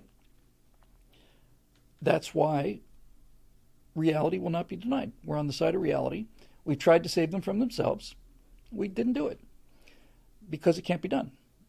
If it could have been done, we wouldn't live in a cycle of civilization. We wouldn't have rise and falls of civilizations. So now my attitude is, and I think everybody's attitude should be, triage, triage, triage, triage, triage. Right? It's just when you're faced with a horrible reality, like here come 10,000 bodies on stretchers, what do? We have 10 surgeons and we have 10,000 patients. What do? It'd be nice if we could operate on all of them, but we can't. And even if we did, some of them are not going to make it no matter what we do. So for those of you unfamiliar with the term, French term, triage basically divides people into three parts. That's why there's the TRI, the TRI. What triage did, and we use it all across society, but in military context, if you have an overwhelming rush of casualties, you have no choice. You have limited medical resources. So you have to divide people into three groups. One group of people are lightly injured enough that they will survive at least for a while, for hours, if not a day or two. You got shot through the arm, right? Yes. Is the bleeding under control? Yes. Does it hurt? Yes, it hurts like hell. Okay. You're going to be all right. You're going to survive. It's going to be miserable. You go sit over there. You're in the first category. The second category is they bring somebody in who's still alive, has got his guts just blown out all over the place. You could put him into Johns Hopkins, teaching emergency room, get him the best medical care on the planet. He's going to die anyway. That person you give morphine to, and you have somebody there to hold the hand, because they're not going to survive whether you help them or not. That's the reality. That's the cold hard reality of it, and you have to look at that. So what you're left with is the group of people who will die if you don't do anything, but who will likely live if you do. And those are the people where you have to spend 100% of your effort. So this is how I'm looking at American society now. I'm just looking at it like triage. I don't worry about conservatives because conservatives get it. I'm not wasting any more trouble or time on people like your relatives, because no matter how much I do, they're not going to get it. I'm just wasting my time. The time that I spend trying to convince people like your family members could be spent on that triageable group. It could be spent on people who could be persuaded. And I would say, generally speaking, it's pretty nearly a third, and a third. Honestly. So, 1/3 we don't have to worry about. They get it. It's nice to give them comfort and morphine and little hand grenades that they can throw. But they're not in immediate danger. In fact, they're on the team. the ones who are not going to make it no matter what, who's so ego identified with this horrible philosophy that they're even willing to admit that it's a horrible philosophy, it just feels good to them, I'm not going to waste any more time or effort on you. I'm going to go for the third of the country that can be convinced. And now we get down to the medical care. We have done such a miserable job. When I say we, I mean the officials in our, Republican Party officials and all the rest of it, have done such a miserable job. Merlin says this is where we fall into the eugenics aspect. I don't know if you're talking about what I'm talking about, but if you are, this has got nothing to do with eugenics. This has to do with attitudes, and it's not so much what you are as where you are. Who raised you, and what ideas they put into your head. So they have all of the methods of control. They have the methods of control because they need them. They need to control social media because they're not telling the truth. They need to control education because they're not telling the truth. They need to control the government because they're not telling the truth. They need all of these things all the time. And we're still at a 50-50 country, more or less. We're still in the fight. If you think about how many advantages they have on the table, which it would have been over a long, long time ago. But we have the truth on our side. And the Second Amendment doesn't hurt either.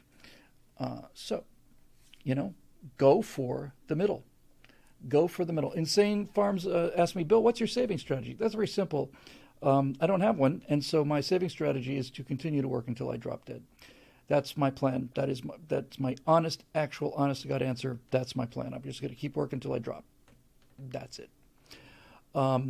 I'm just trying to keep this thing running, and it's just plain. That's what I'm going to do. So I hope that helped you, Joe. Don't feel guilty about it. Don't beat yourself up over it. It's almost, in a way, it's almost like having them die. You just kind of have to let them go, and hope. Unlike people who actually die, hope that, because it does happen, that that the reality wrecking ball will knock enough of them some of them back to reality. There's some evidence that happens. That's all I can tell you on that. But and finally, as far as your house goes, here's a great example of me not knowing what I'm talking about, but just as a suggestion. You said at the beginning that you live in New York and you want to build a house in Tennessee because it's nice to live there and it's cheap. It was inexpensive enough for you to be able to afford it, and you can't afford it now. So the question is not that you really should be asking yourself, I think, Joe, is it that you really, really, really want to live in Tennessee, or is it that you really, really, really like parts of Tennessee that you want to live in? In other words, if Tennessee is too expensive for you, what about Kentucky, or what about Iowa, or someplace else? Because there's a big flood of people heading into Tennessee, prices are up. So unless there's a particular neighborhood that you determined you wanted to live in all your life, if you're looking for a certain lifestyle or a certain price range or something, if you can't afford Tennessee, instead of giving up on your dream, I've said this many times, what is it you really want?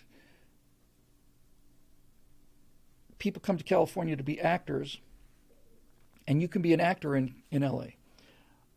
And if you want to be an actor, you can be happy in LA because you'll have a day job as a waiter, and at nighttime you get to act. If you come to LA to be a movie star, you'll be disappointed. So the question is, what is it you really want? I wanted to fly, and I wanted to fly high-performance aircraft, and I thought that meant the military, and it pretty much does. But a Long Easy is about as close to a fighter jet as you're going to get, considerably cheaper than an F-16, and furthermore, if you really stick at it, I've got a couple hours in an L-39, which is a jet trainer. I've flown at 400 knots in a jet, and so what is it you really want? If you're determined you want to join the NBA, and you're too short to join the NBA, do you want to be in the NBA or do you want to play basketball in, with good players? So I would just say, look around and don't get bitter about anything. Don't get bitter about your dreams. Just see if you can find another place to put them, someplace. In the comment section, a couple people said that that our friend and future overlord Doomcock has tried to reach me, and he has emailed me, and I have here. I wrote it down before the show began. I need to write a reply to Doomcock because I have been busy, but he's been saying, hey, want to do something? I want to do something real bad. I want to tell him about this Major Mace Mattingly and all the rest of it. So thank you for being aware of that. I need to definitely get in touch with him. He's one of my favorite people, and I haven't spoken to him in months and months and months, as I have not been doing a bunch of other things for months and months and months. All right, so moving on here. Let's see. Bill, in last week's episode, you brought up the Dear Moon crew consisted of a bunch of yuppie DJs, dancers, and actors. You're right about 9 of them. For me, Shining Later mission is that 10th member. The Tim Dodd runs the Everyday Astronaut. Oh, I see. Okay, it took me a while. I thought the Dear Moon crew was a dance company or something. He's talking about the people that were selected to go on the SpaceX mission around the moon. Right about 9 of them, but Tim Dodd runs the Everyday Astronaut channel here on YouTube. And between him, Scott Manley, and yourself, us space lovers are well provided for. We're all envious, but he'll be able to provide us with excellent, knowledgeable commentary. I stand corrected. Everyday Astronaut is a great channel. I watch more Manley than Everyday Astronaut. If I had to pick somebody to go, I'd pick me. But if it couldn't be me, it would be Scott Manley. But Everyday Astronaut's great, and I stand corrected, and thank you for bringing that up. I really genuinely appreciate it when people point out blind spots, oversights, or errors on my part. I just looked at the photo of them all in one spot, and I just thought, I don't know if any of these people really know what the moon is or how far away it is. I think they don't strike me as the kind of people who, the moon's 200 miles across and maybe, 1,000 miles away. But you're right about Everyday Astronaut. He's a great guy, and we're all on the same team, so I'm sure he'll give us some terrific stuff. The thing that I was missing was not so much that guys like Everyday Astronaut or even Manley or even, come on now, Justin on Smarter Every Day. Justin could do a really fine job of it, obviously. But the thing that I felt was missing was the historical perspective. That's what I thought was missing. And Justin's not old enough to have that. I've seen Justin interview Apollo engineers and stuff, and he's fantastic. He's a great channel, a brilliant channel. He's very successful. But he's interviewing them from a position of, gee, that must have been cool. And I saw the space program as in a position of, gee, this is cool, and gee, this is going to be cool. Which is what I love so much about the Major Mace Mattingly thing. I just love it. I love the idea of looking at 2023 through the eyes of 1966. And I had a real problem too about how I was going to get this stuff to these guys. I mean, I originally thought that they went up there in 1966, secret military mission. I'm keeping that, and then that. After 1966, they just got cut off. But then I realized, because how would you resupply them and not know about it? These are the kind of things I'm talking about where you have to set the rules. In Star Trek, you have a device called the transporter, and it can do things and other things it can't do. And you have a warp drive, and it does things it can and other things it can't do. That's all been destroyed now, but at the time, it all made sense. By the way, Gene Roddenberry was a bomber pilot, a bombardier. He's in World War II. I don't think he was a pilot. He got shot down. So anyway. So you have to set the rules. And I thought, well, how can I possibly justify these guys getting anything after 1966 in way of supplies? And then I realized, I know what I'll do. I'll have them just casually mention. So it comes in the mailbag. Dear Major Mace Mattingly, you've been on the moon for a long time, see a lot of stuff there that seems like difficult to get there by 1966. How on earth did you find all this stuff? Well, to be perfectly honest with you, like I said earlier when we decided to talk about this in the first place, we're letting the cat out of the bag for the sake of the country. So over the course of the intervening 40 years, we spend most of our time in a state of suspended animation, which is shockingly simple once you know what the secret is, but we can't reveal the secret. But many of those launches that you've heard were classified Defense Department launches. The shuttle mission is a classified Defense Department launch, and the launch from Vandenberg Air Force Base is a classified Defense Department launch. Well, most of those were for us. Did you see the memes I DM'd you on Twitter? I will cheer you up. I don't really use Twitter very much. Sacred Order of Knightly Valor.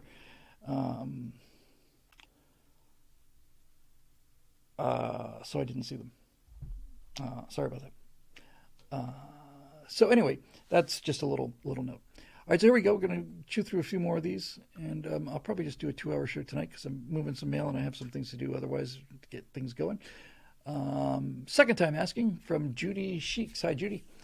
Hi, Bill. I'm interested in your thoughts on this. I'm concerned about the NPVIC and very few people know or care about it. The National Popular Vote Interstate Compact has been gaining steam. States who've signed on it pledged to have their electors vote for the winner of the National Popular Vote.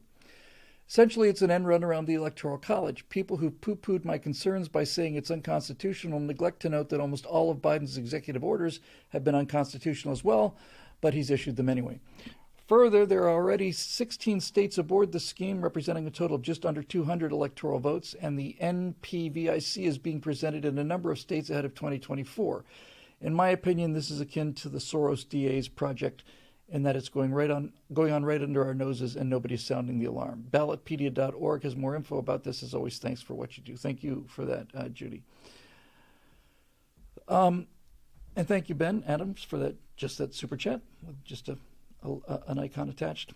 So the Electoral College is the remaining vestige of the tripartite separation of powers that is listed in the Constitution. The Constitution separates power 3 ways, and it does it 3 ways twice. It does it between the executive branch, the legislative branch, and the judicial branch, but it also does it between the federal government, the state government, and local government. That balance was destroyed by the 17th Amendment. The 17th Amendment provided for the popular election of senators. Well, who could be opposed to that? That's democracy. Prior to the 17th Amendment, one of the many progressive amendments, I want to say in the very early part of the 20th century, prior to that, senators were not elected by the people. You didn't get to vote for your senator. You got to vote for your state legislators, and those state legislators appointed 2 representatives to go to Washington, not to represent the people of Alabama, but to represent the state of Alabama, the state's interest. The people of Alabama and all the rest of them were already represented in Washington through the House of Representatives. The Senate was supposed to be about the power of the states.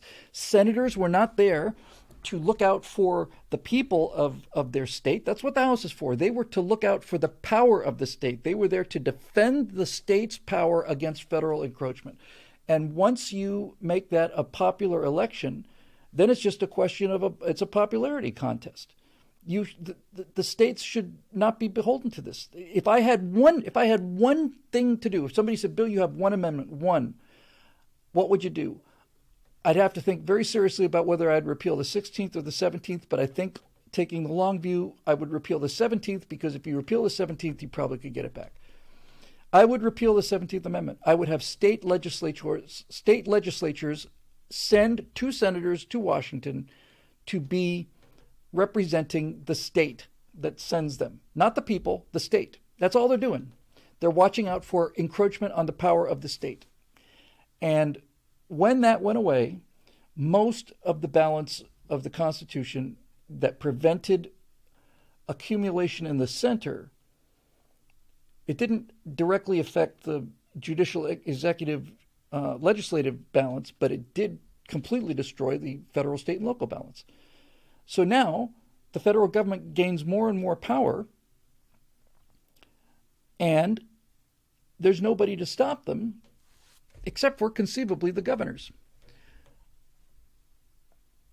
The reason they want to eliminate the Electoral College is because the Electoral College, look, what they're trying to do is and this is why this stuff is so easy to defend, and we don't do it because we're just so bloody incompetent at it. The reason we have a bicameral legislature, the reason that we have a legislature that has two camels in it, is because of the conflicting interests, not only of the original colonies, but the conflicting interest that exists in any kind of an arrangement where you have large, powerful majorities wanting to form a compact with smaller, less powerful organizations or whatever. The reason that we have a two-part Congress is because when they were trying to form the United States, big population states like New York said, "Hey, let's just have a House of Representatives. The more people, that would be fair, right?" New York is basically saying to the Constitutional Convention, "Yeah, let's just have a House of Representatives. That way, people get to vote, and we have our representation. Hooray!" And then Rhode Island says, "Well, isn't that swell? That works out real well for New York. New York probably had the population of 6 or 7 states, so you like it because it gives you dictatorial powers as the state of New York. What about us? Well, we could give every single state 1 vote or 2 votes. Let's say everybody gets 2 votes. There is no House of Representatives. Every state gets 2 votes. That's our Congress. Now New York is the one on the defensive and says, okay, well, that's not fair. We have 7 times the population that you do, and you're saying we get the same amount of representation as you? That's kind of nuts. So what are we going to do? Well, one or the other. Couldn't have one or the other, so they picked both. So the House of Representatives is based upon your population. California has more residents than Montana, and so California has a lot more power in the House of Representatives. But for Montana to not be strangled by this arrangement, Montana has 2 senators, and so does California. And that means that they are equal power in the Senate. Now that power still exists, but the people sending them there are not the same. Now it's a popularity contest. Nobody's going to Montana. Well, some of them are. California senators are not there to represent the power of California against the federal government. They're all progressives. They want everything concentrated in the federal government. The distribution of power is what the Constitution is about. The reason America works is because we understand that human nature is corruptible, and the founding fathers figured out a perfectly balanced way of distributing these powers so that nobody could accumulate too much of them.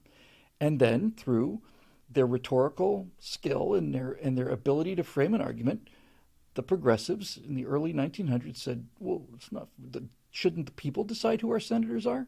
And nobody had the guts or the sense, well, nobody effective enough anyway, to say, no, that's not it. It's not a democracy, it's a republic. And if you don't understand that, you don't deserve to be in government. This is a 3rd grade civics question that you're failing now, Mr. President, or whoever's pushing for this. Woodrow Wilson probably did more damage to this country than any of them, only because he did it earlier.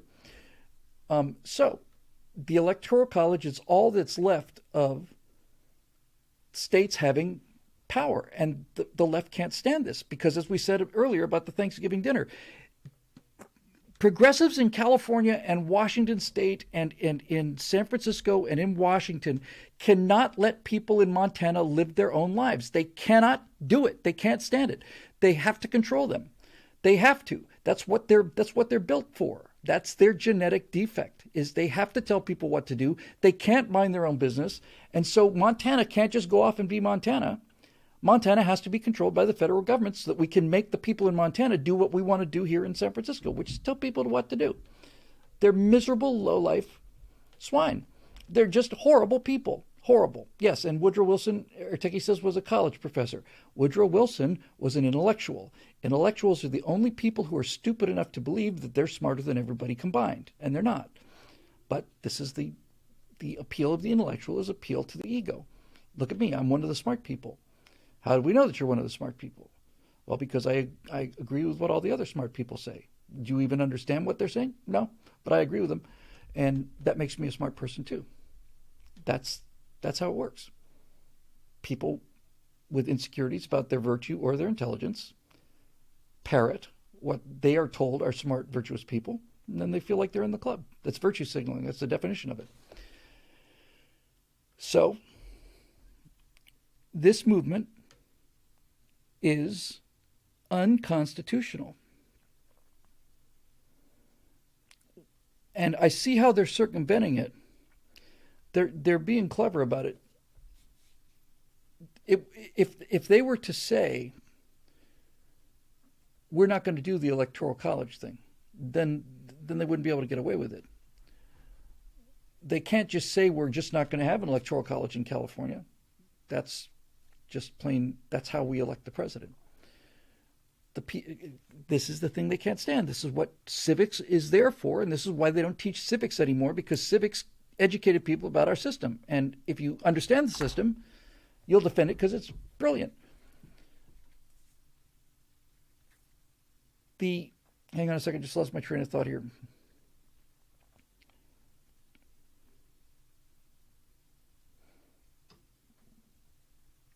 No, just flew out of my head.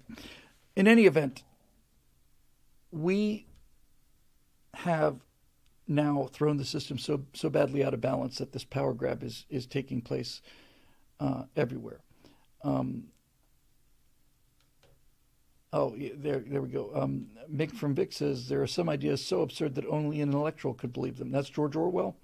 I like him better every single time I hear that name. He got it better than anybody else in the world.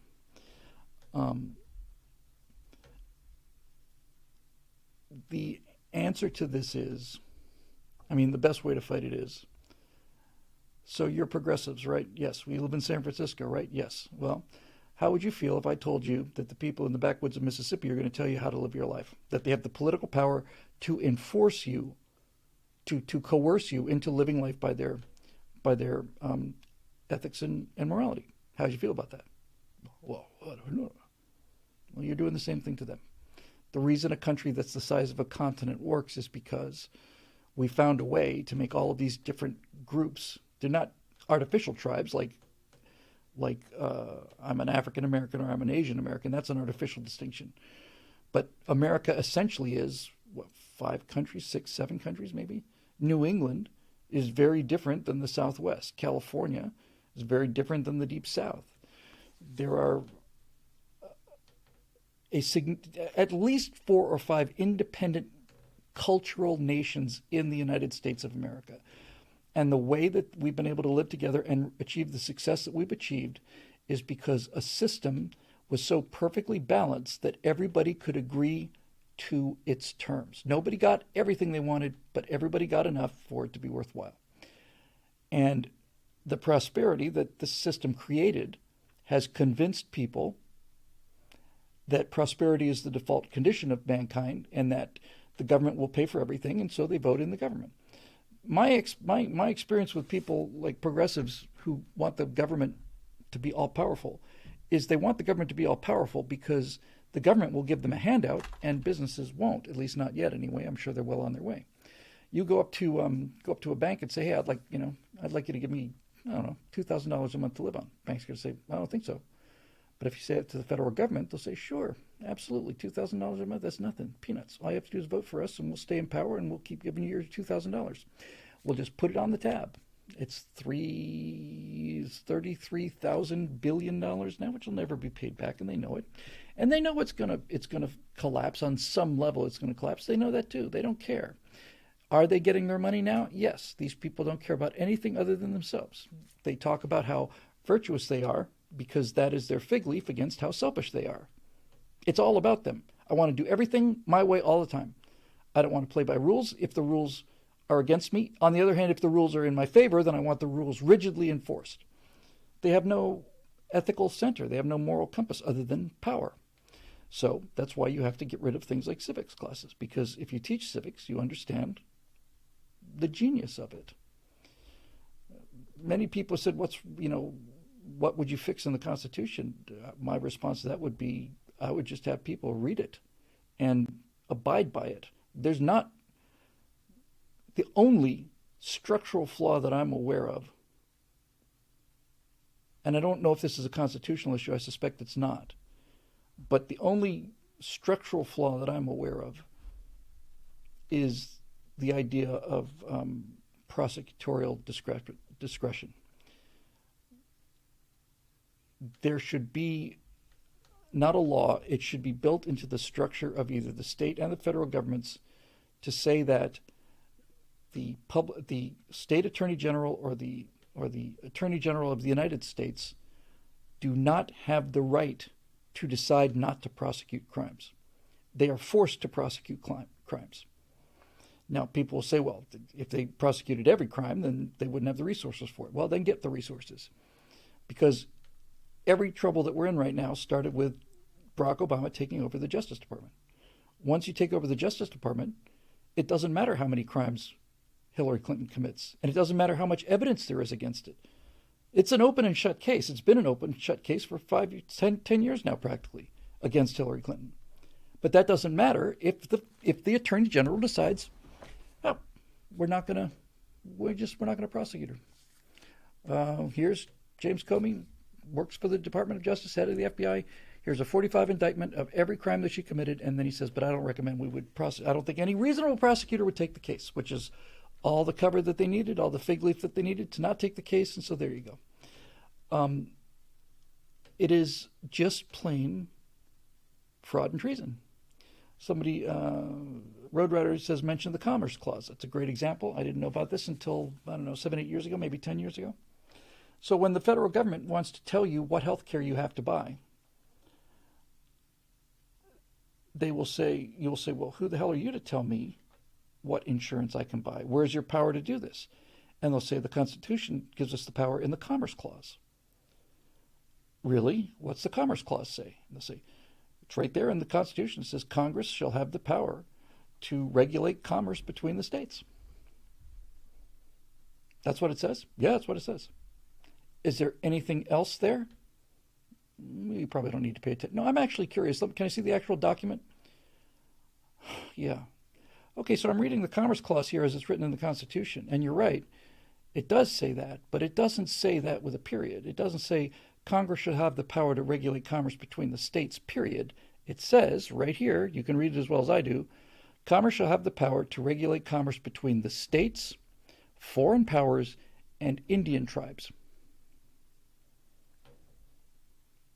So you're not talking about interstate commerce. You're saying that Congress has the power to regulate commerce between the states. What they're basically saying is Alabama cannot cut a deal with a foreign power that Montana can't cut. They are regulating the commerce of the states, not of the people. And this is the thing where, it's easy to win the argument. It's just, they're immune to logic. The Constitution is exceedingly perfectly clear. And a lot of this is due to Gouverneur Warren and the Committee on Style. They had all these great ideas. So how do we put them in terms that everybody will understand them? That's the Committee on Style. And so in order to make everything clear, they were consistent. They were very consistent. In the Constitution, they refer to, I said the government's divided 3 ways, horizontally and vertically. The judicial branch, the legislative branch, and the executive branch. Okay, that's clear. But when they were talking about the vertical separation, they were crystal clear too. They said the United States, that meant the federal government. The states, they said, were the states and the people. The only 3 levels that are ever referred to in the Constitution are the United States, the federal government, the states, meaning Georgia, and the people. So if the Commerce Clause meant what they say it meant, in other words, if the founders intended what these criminals are arguing that they do it, no, it's right there. It says Congress shall have the power to regulate commerce. Then what they would have written is Congress shall have the power to regulate commerce among the people. That's what they would have written if that's what they'd intended. So that's not what they wrote. Between the states, foreign powers, and the Indian tribes. So basically, folks, Unless you personally are a state, a foreign power, or an Indian tribe, they've got no business to tell you anything about anything, and they know it. They know it. This is why they. Why do you think they named the dole, the handout? Why do you think that where do you think they got the constitutional authority to hand people money from the Treasury? Where did that come from? It's not in the Constitution. So, again, these are masters of rhetoric and setting up the argument. So, they didn't call it the Give People Money program. They called it welfare. Why did we name our social program welfare? Why did it get the name of welfare? He's on welfare. In Britain, the slang term for it is the dole. Why didn't we name it the dole? Well, better question is, why did we call the program to hand out free money to people welfare? Well, they named it welfare because in the introduction to the Constitution, it talks about providing for the general welfare. See, it's right there in the Constitution. We have to provide for the general welfare. We have to provide welfare to people. Well, first of all, if they meant from the preamble, look, the preamble is an introduction. The preamble says, welcome to the house that we're in. Here's how things are going to work, right? That's not the law. That's not the rules. The rules are separation of powers are very clear, and the allocation of Congress powers are very clear. And the general welfare meant the general good of the people. When they named it welfare, they did it specifically so they could say that's what authorizes us to hand people money. The preamble of the Constitution.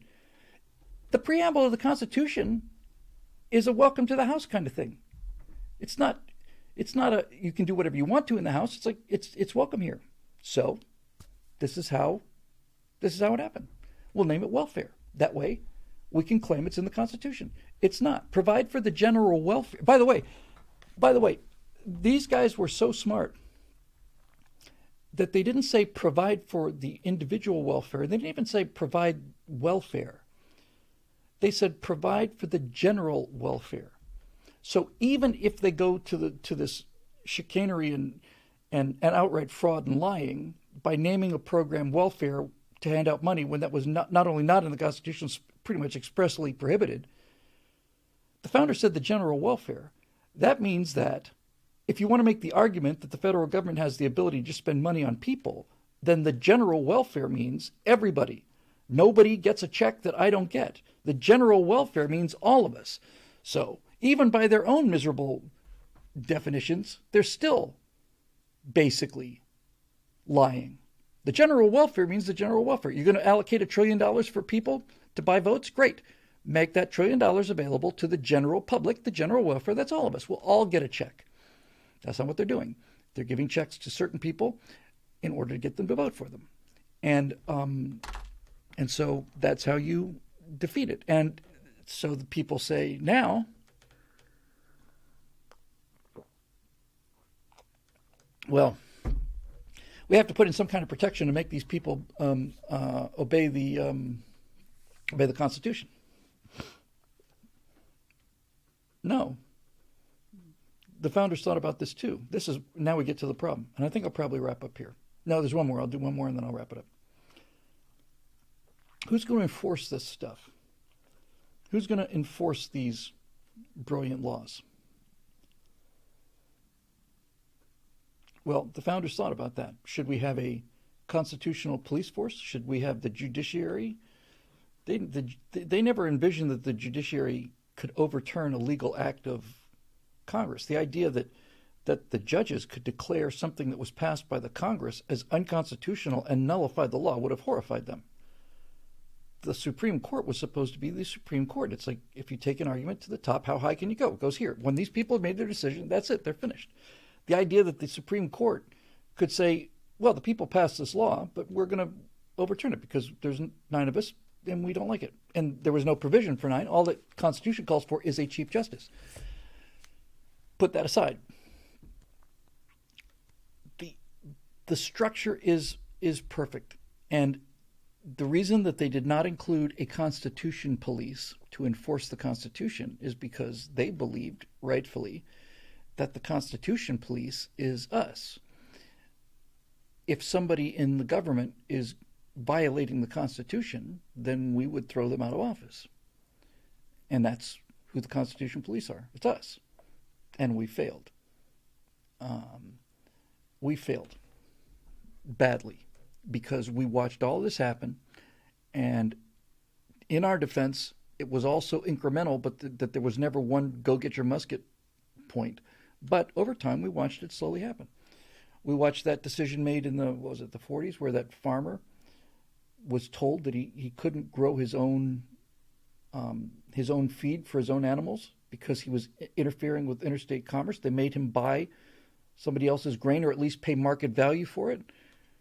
That's where the Commerce Clause got its teeth. We didn't do anything then. We haven't done any of that stuff. Where is it? C.P. Tome says it hasn't worked that way since the Civil War. Let me just add something here because I've been on this subject before.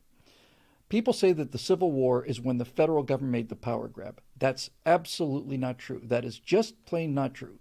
The power grab that happened from the states to the federal government did not happen as a result of the Civil War or in the aftermath of the Civil War. You're 50 years too early. The loss of states' rights against the federal government, the dissolution of the United States as a group rather than a single person did not occur during Reconstruction. It occurred during the Progressive Era. The 17th Amendment is what took away the power of the states as states. It wasn't Abraham Lincoln. It wasn't the Union. It wasn't the Confederacy. It wasn't any of those things. After the Civil War was over, you still sent senators to represent the great state of Alabama, which was just up in rebellion, and all of it was working perfectly. It just happened 50 years later. And guys like Razorfist say it happened in the past, must have been Lincoln. Lincoln didn't destroy the power of the states. And the Civil War didn't destroy the power of the states, and the Union didn't destroy the power of the states, and the federal government didn't destroy the power of the states. The power of the states were destroyed by Woodrow Wilson and the progressive movement in the second decade, I want to say, of the 20th century. The 17th Amendment did that. You're 50 years too early. 60 years too early. If you're looking for when things started to come apart, that came apart in 16, 17, somewhere around in there for the 17th Amendment. So, there you go. Marisha says, still waiting for that razor fist response. Well, I've got other things as well, but we'll get to it eventually. This is interesting. Can I get a channel? Says, my son is active duty right now, saving what he believes is your freedom. He knows the truth. I have taught him well. Sir, I certainly don't need to tell you this, and I'm sure your son doesn't need to be told this either, but you might want to tell him on behalf of me and many other people here for what it's worth. It doesn't matter if he's protecting the freedoms of people who don't understand what freedom is. In fact, it doesn't even matter if he's protecting the freedom of people who mock him and mock the entire idea of freedom. What matters is he's protecting freedom. And even if there was no one in the country who would benefit from that, then protecting freedom is a cause worth dying for. But he's protecting the freedom of half the country that still gets it. And if half of the country doesn't, then that's a tragedy, but it's not in vain. As long as there are people ready to defend freedom, then there will be free Americans. And the problem is not coming from overseas, it's coming from inside. We need to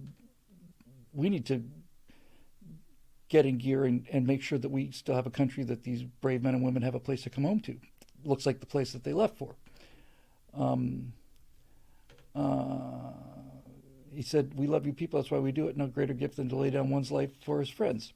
And and I'm not trying to bash this point in, but to be honest with you, it's even honorable to lay down your life for people who consider themselves to be your enemies, because you are not doing this for individuals or people. You're doing it for an ideal. You're defending an ideal. And it doesn't matter how many people believe in that ideal. It doesn't matter if there's one American left who believes in freedom and you're defending him. It doesn't matter if there's none of them. Defending the idea of freedom is in itself a moral good. And it's the highest form of moral good. So you can say you're laying down your life for your friends and for the people who get it, yes, and you may also be laying down your life for people who not only don't get it, but are actively trying to destroy freedom from within, and it's still worth doing because it's the right thing to do, period. I think that's really it. And I think that's really important. All right, so I'm going to do one more, and unfortunately it's not you, Eric, so perhaps I'll get you on Monday. Question from Road Rider. Scouring CNBC about financial bank failures as my 40K is getting cream right now, but that's not it. On the main page news, CNBC reports, quote, Westinghouse Electric Company announces a new small nuclear reactor, a notable step in the industry's efforts to remake itself. How about that? The question is the free market figuring it out as it always has? A non-governmental company, Westinghouse, is reacting to changes and finding a new way to make money? Yeah, they're owned by Brookfield Corporation, a Canadian alternative investment company, but hey, it's still not a government agency, right? And here's the link, and attaches a photo of the page just for kicks. And sorry about the skid mark mistake in the last episode. I didn't take it personally. It's a common enough assumption. This is the heart and guts of what I'm trying to do with this major Mace Mattingly thing that I know some people still don't understand. The reason I want to look at 2023 through the eyes of 1966 is because all of this stuff that's happened since then is self-imposed. It is self-imposed shackles that we put on ourselves, and there's no more dramatic case than nuclear power.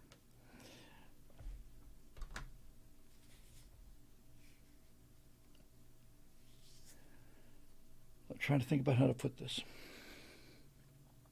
So the first nuclear accident of any magnitude was 3 Mile Island, which killed exactly nobody. It was a scare, but the backup systems worked. Nuclear power died when people had the evidence of Chernobyl in front of them, but as I like my astronauts to say, that's what happens when you give commies technology. They'll build a fireplace in the middle of the room, and they won't put the fire in the fireplace. They'll just light a fire in the middle of the room. That's what they do because it's cheaper. And you got to catch up with the West under any circumstances. So that's what Chernobyl was. And in the case of Fukushima, you had a reactor that was built to withstand a 9.0 earthquake. I don't believe there's been a 9.0 earthquake. I don't know what the Great Alaska Quake was. I know for a certain fact that Los Angeles has never experienced a 9.0. The big one in LA is supposed to be 8.0, and it's a logarithmic scale. So a 9.0 earthquake, building it to withstand that is a very reasonable level of safety. Unfortunately for Fukushima, that earthquake was 9.1. The mistake of Fukushima was that they had anticipated the idea of the earthquake. They had anticipated the idea that the power would go out, and so their pumps wouldn't run to keep the reactor cool. They put backup diesel generators there to power the pumps that would have kept the reactor from melting down. They did not count on the tsunami, which is kind of a strange oversight given its location and how familiar Japan is with tsunamis and how remarkably effective their government has been in terms of preparation and response to tsunamis. So this thing survived a 9.1 earthquake. That didn't kill the reactor, knocked a lot of power offline. So now they're trying to cool the reactor, but the tsunami comes in and floods out the diesel generators, and that was something they had not considered.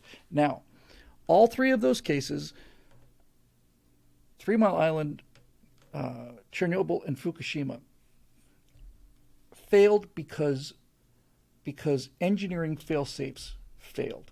Fail-safes failed. The engineering systems put in place to prevent nuclear accident failed. And they failed because they're engineering solutions. Modern reactors, certainly certain design for modern reactors, are not fail-safe because the word fail-safe is an interesting word, by the way. We use it all the time. Not many people understand it. A fail-safe system doesn't mean a system that will function all the time. It's fail-safe. It can't fail. Fail-safe doesn't mean it can't fail. Fail-safe means it fails safe. If something goes wrong and it fails, it will default to safety. So an engineering solution is not, technically speaking, a fail-safe solution, because if the backup system fails, you got a problem. But if you take modern reactor designs, they never get hot enough to melt down. There is no meltdown possibility, not because we have backup systems or all the rest of it. It's because physics. If the reactor will not work, and this is the same for fusion, by the way, the reactor will not function unless everything is going right, and the second anything gets shuts off, it stops being a threat. The early fission plants, which were designed in the 50s, by the way, don't do that. Um, they don't work that way.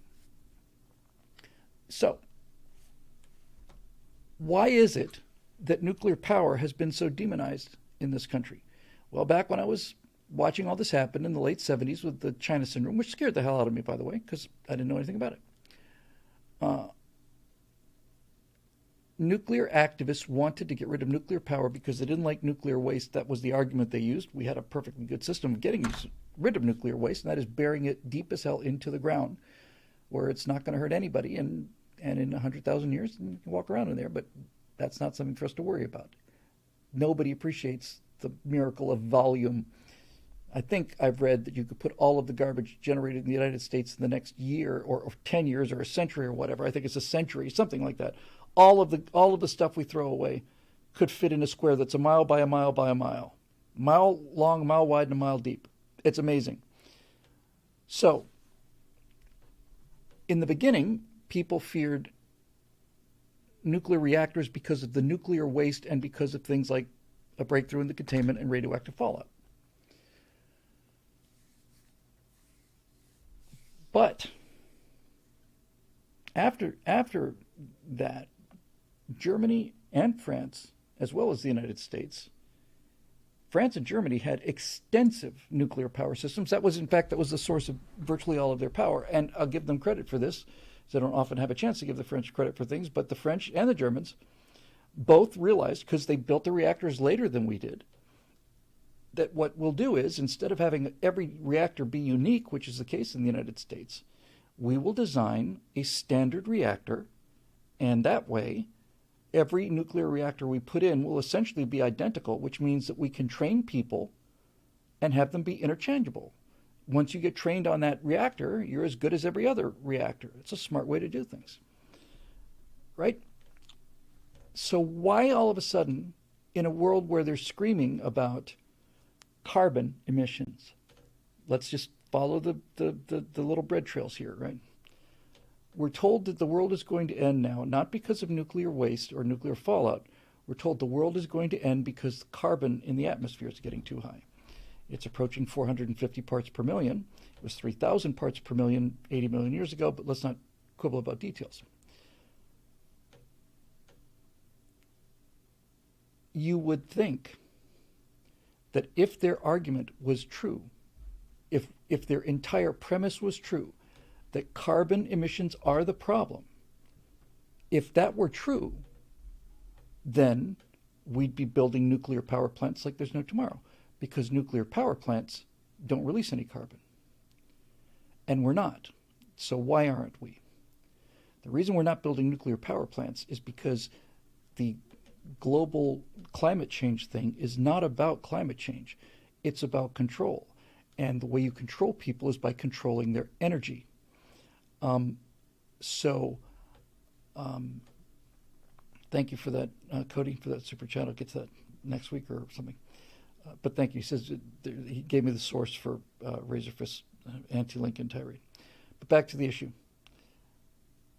If they were really in favor of human civilization and freedom and democracy and all the rest of it and the people, then they should be knocking us over in order to build nuclear power plants, because nuclear power plants would mean that everybody gets not only energy, they get inexpensive energy, and there's no carbon.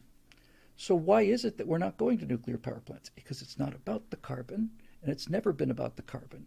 It's about controlling the masses, and the way you control the masses is you take away their power, their energy. Civilization, energy is civilization, civilization is energy. That's what makes civilization.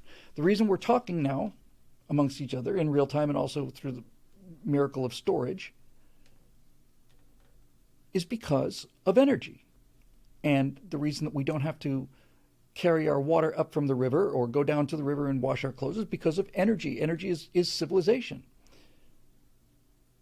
They don't like this.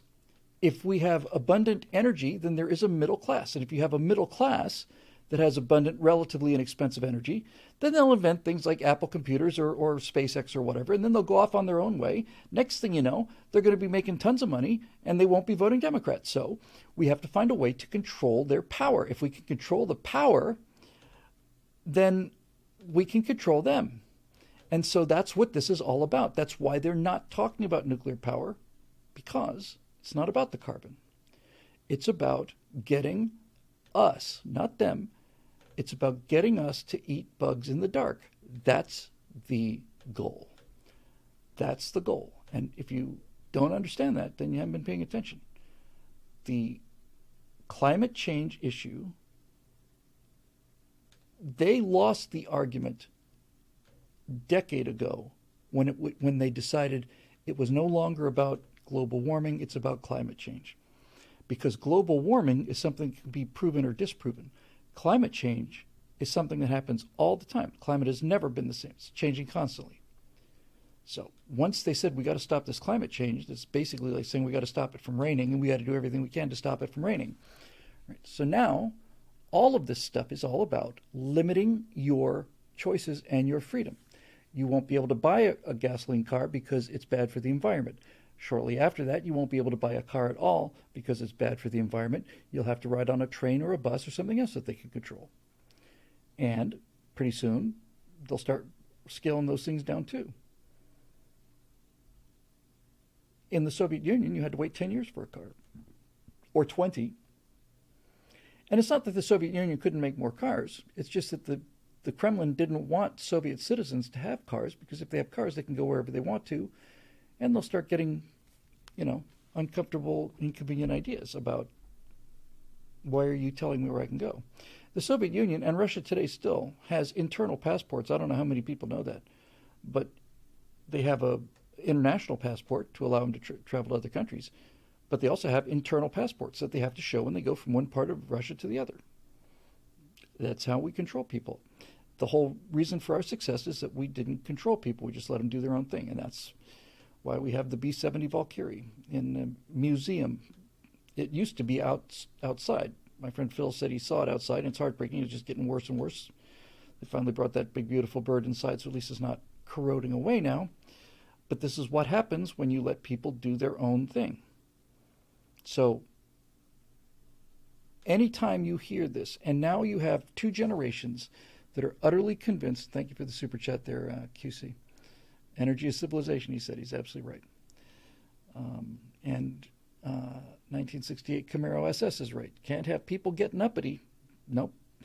Democrats have been doing their best to keep people on plantations and not get uppity since there's been a Democratic Party. So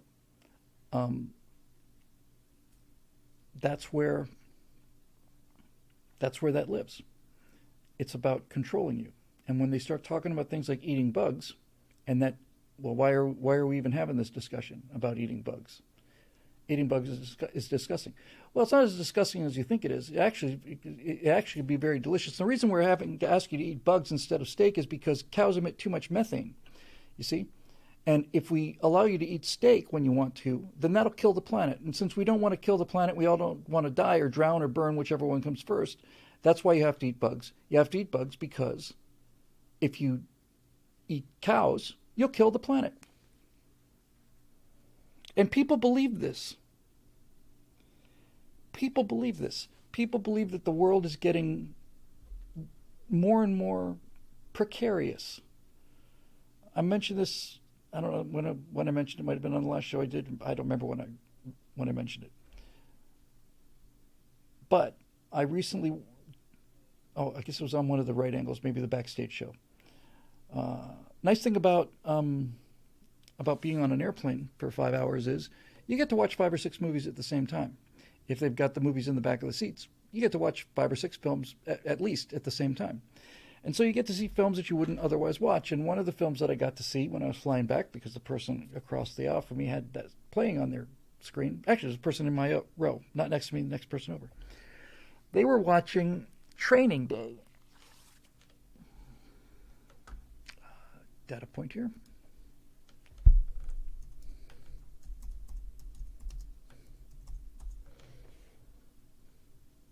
(2001). So, as I'm flying back from Florida to California, I'm watching a movie that is 22 years old, shot in Los Angeles, and you really need to see Training Day. It won't mean as much to you if you don't live here. But Training Day takes place on the streets of LA, so there's lots of external shots of Los Angeles in a movie that's 22 years old. And virtually all of those shots look exactly like LA when I got here in '88. It's like somebody stuffed the air full of gray cotton.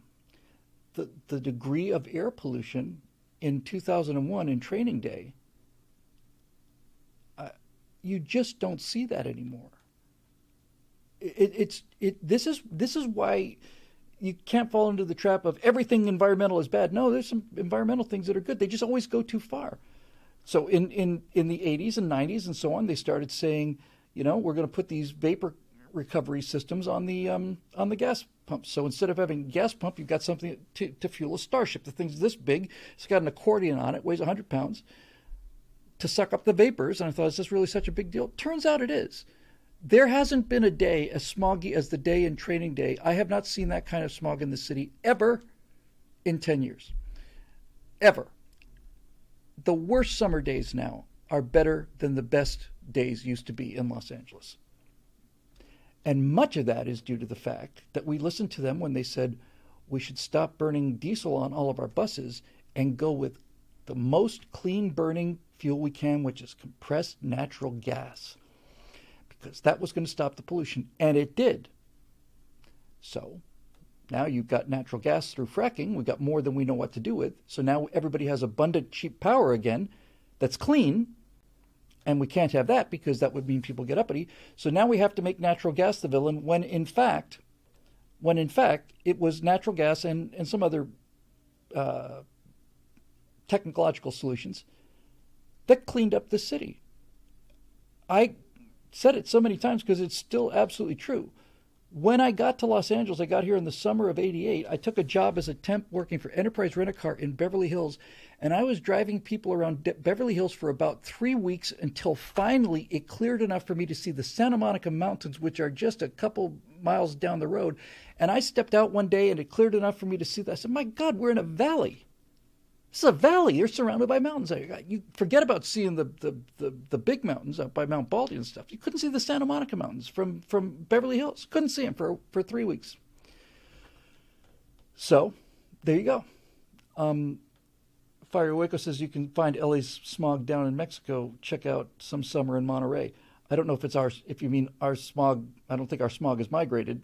I think that they haven't done the things that we've done. I have heard people say, it might be hyperbolic, that the geography of Mexico City being a bowl is that they could stop all emissions tomorrow and that smog wouldn't clear for a century, something like that. So your answer about nuclear power is, why is Westinghouse finally getting to this point? There was huge money to be made in nuclear power, and there still is. And nuclear power, this is why I wanted to talk to our friend who's the reactor engineer on surface vessels and who helped work with the reactor on the Nautilus. There are two kinds of fission nuclear power plants. There's the American kind and there's the Russian kind. The Russian kind killed 30 or 40 people on board their first nuclear sub and killed probably that many on K-19, their first ballistic missile sub. That's what socialist engineering does. On the other hand, we have had at least tens of thousands and conceivably hundreds of thousands of young men sailing around the world in a steel tube underwater, powered by a nuclear reactor that is often 4 or 5 feet behind them, and we have not had so much as a cough develop. We have not had any problems with naval nuclear reactors. None. And we're not talking about having a nuclear power plant out on a mountain someplace or on a hill where a little radioactive gas leak can just kind of blow away. We're talking about, in the most extreme cases, we're talking about inside an encased steel tube. And we haven't had a single fatality or sickness that I'm aware of. And as people point out, they're also on board carriers, and they used to be on board cruisers. The Ticonderoga class was nuclear-powered cruisers. I don't think we build nuclear-powered surface vessels anymore unless they're carriers. And the reactors are getting better. I believe there were 4 reactors on the Nimitz class. I think the Ford has 2. And the 2 Ford Nimitz class. The two Ford reactors generate, I don't know what the number is, half again as much or double as much as the Ford did on the Nimitz. We get better and better at this every year. And this is one of those things where they don't, nobody reports on the planes that didn't crash today, right? Flight 1619 from New York to Los Angeles landed safely at 4 o'clock p.m. today. Further details at 11. No, this is going on right this second as we're sitting here talking. There are people in the United States Navy and other navies that are sailing around the world on the surface underwater on nuclear power, and they're doing it with perfect safety, and they've been doing it with perfect safety for 7 decades now. Well, 6.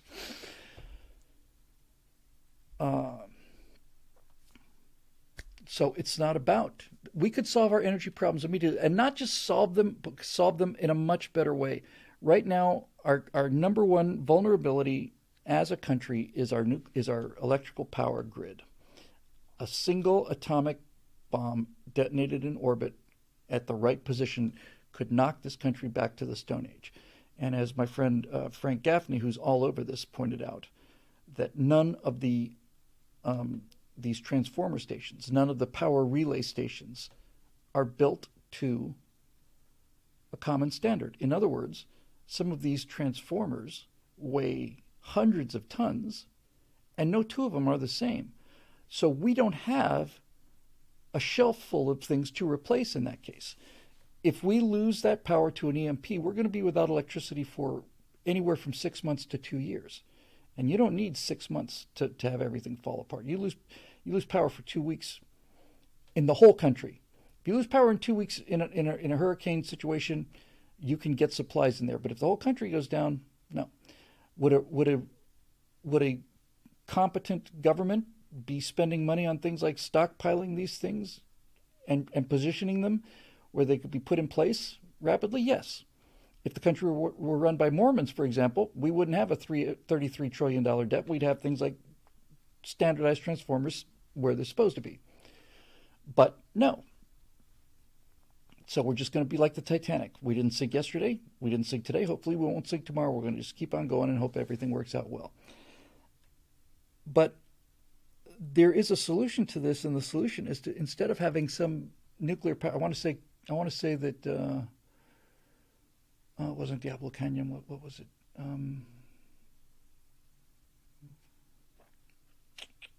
It's right on the tip of my tongue. The 2 reactors that are right down by Camp Pendleton.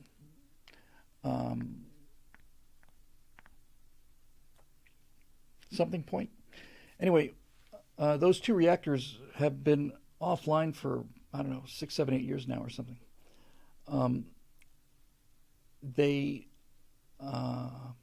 San Onofre, thank you. I think that's it. Those reactors were producing 1,600 megawatts of power. 1,600 megawatts. I'm not sure if that was each reactor or the total output for the plant, but it was 1,600 units. They shut those down, and they replaced them with a solar power plant that generates 20 megawatts. Not 1,600, 20. And it does it irregularly. Now, that 1,600 megawatts of power gets sent from this enormous reactor to a central power distribution plant and then goes out to everybody. And all of that transportation system the electrical transportation system is vulnerable. One of the scariest things that have happened in this country, nobody talks about it because nobody knows about it. I heard about it from Frank Gaffney, but several years ago, a number of people shot up a transformer station in Silicon Valley. They shot them up with AK-47s, and they cut 6 of the 7 lines into that transformer station that control the transformer. Was it in San Jose? It was a terrorist attack. If they had not missed one of those phone lines that was used to bring this thing offline, then those transformers would have melted. If they had melted, Silicon Valley and San Francisco would have been without electrical power for 6 months to 2 years. And it was a coordinated attack done by numerous people who knew what they were doing. They went in, they cut those cables, they cut the right cables, then they shot up the right things with just regular AK-47s, and they damn near knocked the American tech industry out of action. And I used to be horrified by that, but now that I've actually said it out loud, I kind of wish they'd succeeded. But AirTech says there have been at least 2 more of those attacks. So instead of having a 1,600 megawatt power plant that's 60 miles or 100 miles or 200 miles away from us, wouldn't it be better to have a 20 megawatt power plant that like powers, this is the Santa Monica power plant, or it's the Burbank power plant. Yeah, it's 30 megawatts, powers Burbank. Doesn't do anything else, just does Burbank. Or what if you had a 5 megawatt reactor or a 10 megawatt? I'm sure there's a size that where you no longer can build it because it's just too small. It doesn't really work out economically. Why not just, these things are about the size of a large water cooler now, and they cannot melt down, not because of their engineering, because of their design. If everything fails, then it fails safe. And it's about the size of a big boiler or water cooler. You just bury it in the ground, put a swimming pool over it. That'd be great because water is an excellent shielding against any kind of problems. And now your neighborhood, you and 10,000 other houses, have your own power plant. And as Mick from Vic says, it all fits in a 40-foot container, and they're standardized, and they don't have any moving parts. They don't require any personnel. They're self-contained. You turn them on by starting the chain reaction, and then you bury them. And the beauty of that is that reactor is making, let's just say for the sake of the argument, it's making 25 megawatts all the time. It defeats the kind of thing that a certain generation like my generation heard all of our lives, which is our dad saying, I'm not heating all of outdoors, or I'm not air conditioning all of outdoors, or I'm not lighting all of outdoors.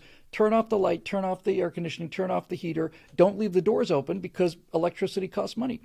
You have your own reactor buried out there. You can heat the outdoors. You can light the outdoors. It doesn't care.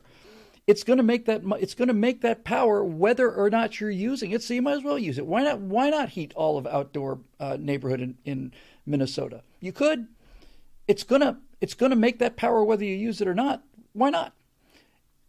You have a world like that, and then all of a sudden the socialists have no control over you whatsoever. None. Right? Well, I'm just going to go out and do this. Where are you going to find the energy to it? I'm just going to get it from a local reactor. You don't have to approve it. I don't care who you are. You're in Sacramento. You got nothing to do with me. I'm going to use the reactor that we have in the backyards here in Studio City. So I'm going to use the Studio City electricity. There's more than we can use, so that's what I'm going to do. And if that reactor goes down, then you still have a backup power supply to get other power to them through lines. But generally speaking, you don't use that. And you don't get brownouts. And if you do get brownouts, you know who to talk to, right? If you find all of a sudden that they're saying, we need you to turn off your air conditioning. I know it's 116 degrees outside, but everybody's running their air conditioning all at the same time, and we just can't handle the load. Then instead of having it disappear into some faceless, mindless, personless pit in Sacramento where there's nobody to blame, now you can walk right down to the Burbank Power Distribution Center and say, what's going on here? Do we need another one of these things? Okay. So we raise taxes a little bit for 1 year. We buy another one. We bury it. Brownouts are gone. And we'll make more money from the free power than we paid in taxes, so everybody wins, right? This is the world I'm trying to get to with the major Mace Mattingly thing. None of these things are hard. They're simple. And none of them are experimental. We've done all this before. It works. We just don't do it because we listen to these weenies and these D-bags and these neurotic lunatics, and we're hypnotized by them somehow. So yeah, that's it. Assassin of the Gray says, but brownouts are part of California culture, says Nancy's nephew. You're joking, Shirley. Surely you're joking. Gavin the First did not say that. His Royal Highness did not say but brownouts are part of California culture, for real. Because I get the feeling that that for Gavin Newsom, he doesn't get power brownouts. I got a pretty good feeling that Gavin Newsom's house has a secure energy supply, and if power does go out, he has backup generators which pump a lot of carbon in the atmosphere. But it's okay because of him, because he's on a different level than us. He's a leader. He deserves to have stake and armed guards and electricity, all the things that we can't be allowed to have, because if we have them, then how the hell can Gavin Newsom claim that he's better than us? How can he feel better than us if he eats steak and we eat steak? How can Nancy Pelosi feel better than us if she has electricity and we have electricity? Or Dianne Feinstein has the ability to defend her life with guns and we have to defend it. What's the point of being an elitist if the people you're being elite over have the same standard of living as you? That's why it has to be destroyed. That's what it is. This is what they can't take. This is why Gavin Newsom let San Francisco become a pit of human feces. Because Gavin Newsom doesn't have to walk through the human feces, and you do. Back when nobody had to walk through human feces, when the city was being run kind of like a city, then what's the point of being the mayor of the city if you can't lord it over people by little things like that?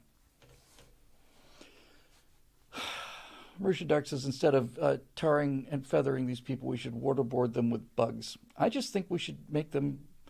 My punishment for Newsom and Pelosi and all the rest of them is to rigidly enforce upon them the lifestyle that they've insisted and voted upon for us. That's all I want.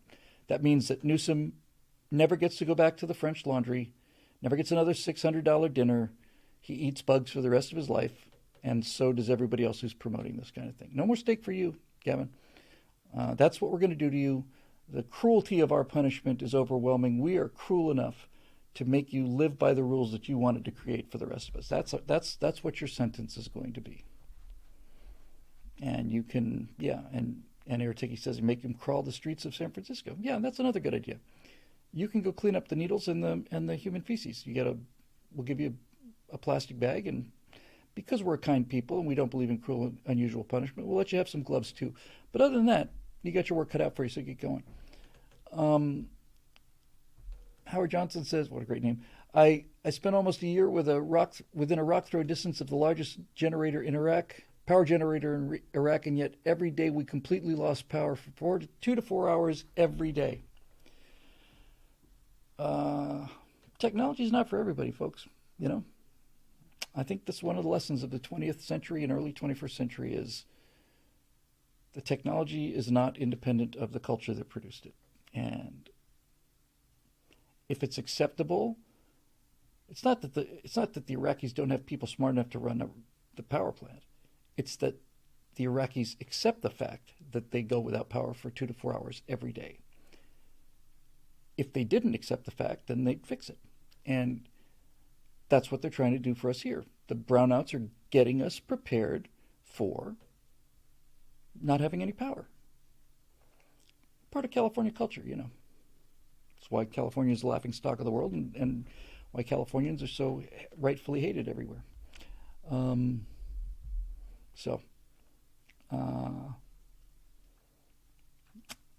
I don't see anybody in the world doing what we do today. Forget about the Air Force Museum and forget about the B-70. No one's doing what we do today. No one. The Chinese aren't doing it. The Europeans aren't doing it.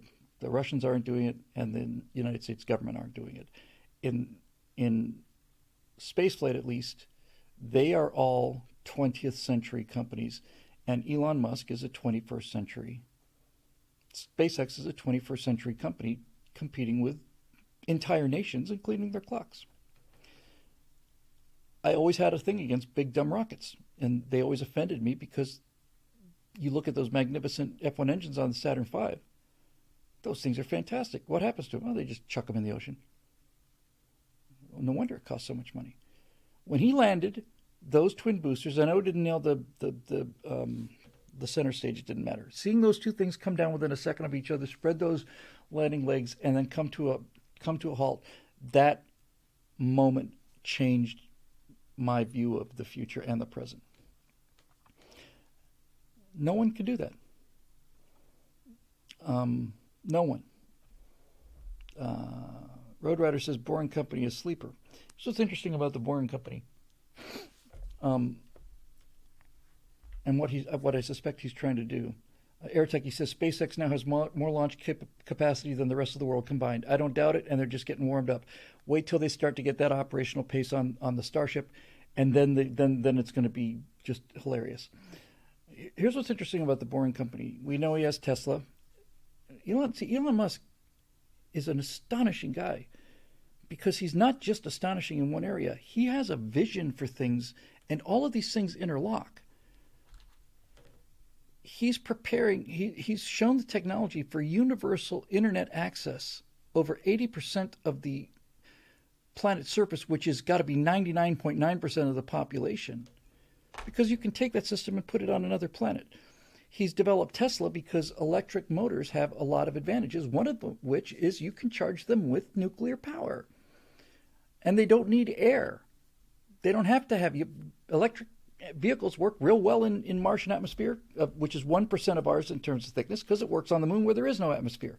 I don't think this is a coincidence. So here's what's interesting about the Boring Company. It's probably the least well-known of his companies. He has set up a company, and I've seen the people driving through the test tunnel. He has set up a company that bores tunnels through the earth. They're perfectly, what would they be? They would be cylindrical. So why would you do that? Well, everybody says, Europeans say, oh, Americans are so far behind, you don't have high-speed rail like we do. Well, my response to that is because we have a country that's the size of a country instead of the size of a county. That's why you don't get your high-speed rail moves at, 200 miles an hour? That's too slow for us. We got to go at 550 miles an hour, and that's too slow for us. We need SSTs, and we need them now. But anyway, this country's too big for your little high-speed trains. They're not fast enough. That's why we don't have them. They're not fast enough. High-speed trains on the surface are limited by the air resistance on the train. And another thing to think about is that those tracks are vulnerable. If you had most people in the country traveling on Amtrak or any other high-speed rail system, and Amtrak is not high-speed, but those railroad tracks are just out there. And if you had a kind of inclination to be a bad person, it's not hard to sabotage those tracks. It's not hard at all. So I don't have a lot of confidence in high-speed rail on the surface because of terrorism and because there's a speed limit. They're impressive as hell, don't get me wrong. I've seen footage of a train station when a high-speed train is going through there at full speed. It's coming through the train station at 200 miles an hour, and it's like a tornado hit the place. It's absolutely astonishing. I'm totally in favor of it, but great. But why is the Boring Company different? Well, the Boring Company is different for two reasons. First of all, if you're in an underground cylinder, that is secure. You can control access to that. You can monitor that 24/7. It's secure. That's one thing. And the second thing is, the genius of this is, if you pump the air out of the tunnel ahead of the train, then the train is not experiencing, you'll never pump all the air out of it, but if you reduce the air pressure in front of the train, then the train can accelerate to whatever speed it wants to. In fact, if you're really clever, you pump the air out of the tunnel ahead of the train and pump it into the tunnel behind the train, and the entire train is essentially a bullet. It's a real bullet train, not like just a fast train. A lot of pressure behind it, no pressure in front of it, down it goes. Doesn't need any motors on it, technically speaking. If you could control the air pressure in the cylinder, the thing would just be a shopping cart. You'd just have no engine on it, no motors on it, nothing, just wheels. And we'll just push it along through air pressure. And by the way, I want to say it was the first subway, but Alfred Beach built his own subway line in New York City, and he built a small little line, and his subway was pneumatically powered exactly like that. He didn't have gas fumes underground. He didn't have any of that stuff. He just, I think he had a propeller on the thing. But it was air-powered anyway. Cody Fett for $10 says, I thought we didn't have a working rail system because Woodrow Wilson nationalized the one we had and gave administration of it to his cousin or something. Well, imagine my shock. I did not know that, but that undoubtedly does it. Natasha and I took a train up to Monterey. Loved it. Loved Amtrak. Loved it. The ability to get up and walk around and have all the legroom you want. We rented we didn't rent. We booked a small. It's like a half a suite. Absolutely one of the best trips we ever took. Loved it. Loved it so much. We said, well, what would it? We want to go visit Florida. Why don't we go Amtrak? What would that take? Well, and sleeper cars. Yes, I slept on the train comfortably, horizontally. It was fantastic. So why don't I take the train from California to Florida? Well, you can take the train from California to somewhere around Texas or Louisiana, at which point you have to go north, and you have to go north to Chicago. And then from Chicago, you have to go to Boston. And then from Boston, you have to come down the coast to Florida that way. which is considerably out of your way. There's a little distance in the southeast where you cannot go from California to Florida because of issues. The rail lines are owned by somebody and they're not leasing them to Amtrak. Either Amtrak's not willing to pay the price that they want for this because those rail lines have to be maintained. I don't know the reason, but you cannot go from California, at least you couldn't before the pandemic, can't go from California to Florida in a direct line. You have to go from California to Louisiana, and then you have to go all the way to the top of the country, then go all the way across and come all the way back down again, and that's just nuts. So anyway, that's that. I'm going to wrap it up. Hey, gang, it's, actually it's a little bit overtime for what we used to do. It's subpar based on our 4-hour adventures, but we're looking at 2 hours and 40 minutes. I'm hoping that's enough content for you all to, that ought to hold you little bastards. For those of you not familiar with that wonderful story,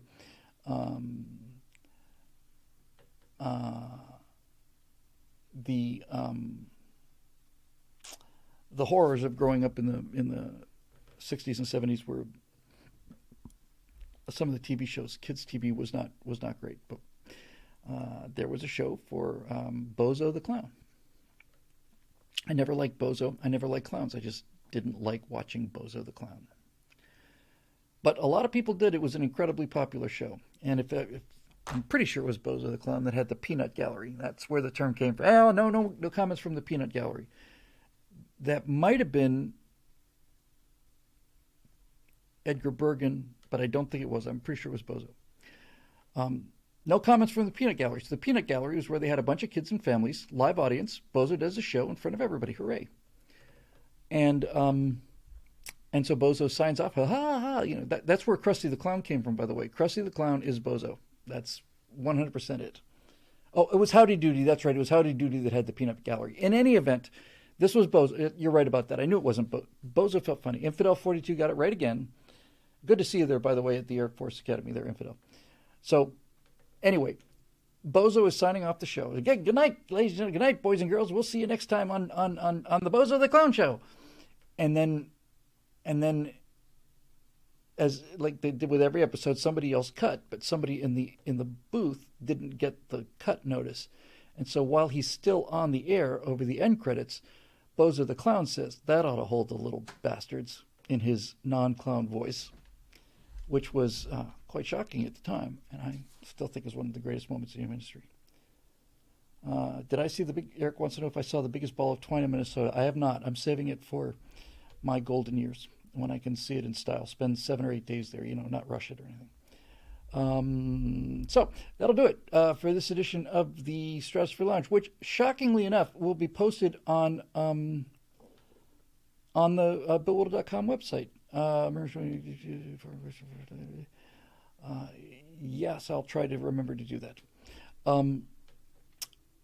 And that's made possible by the people that are actually paying money for it. And those people are special in our heart because they keep things like electricity running here. And that's handy when you're doing a show on the internet. So thanks to the members. Thanks to all the non-members. Thanks for all the super chats and all the comments and everybody else. I'm going to write an email to the future ruler of Earth, who I just think the world of, and who also has a show on Friday night. So I think that'll do it for the time being. So all of you out there, be sure to get your own orders in for your own backyard nuclear reactors, and then what a wonderful world it's going to be. Spandex jackets for everyone. That's what I was promised, and that's what I demand.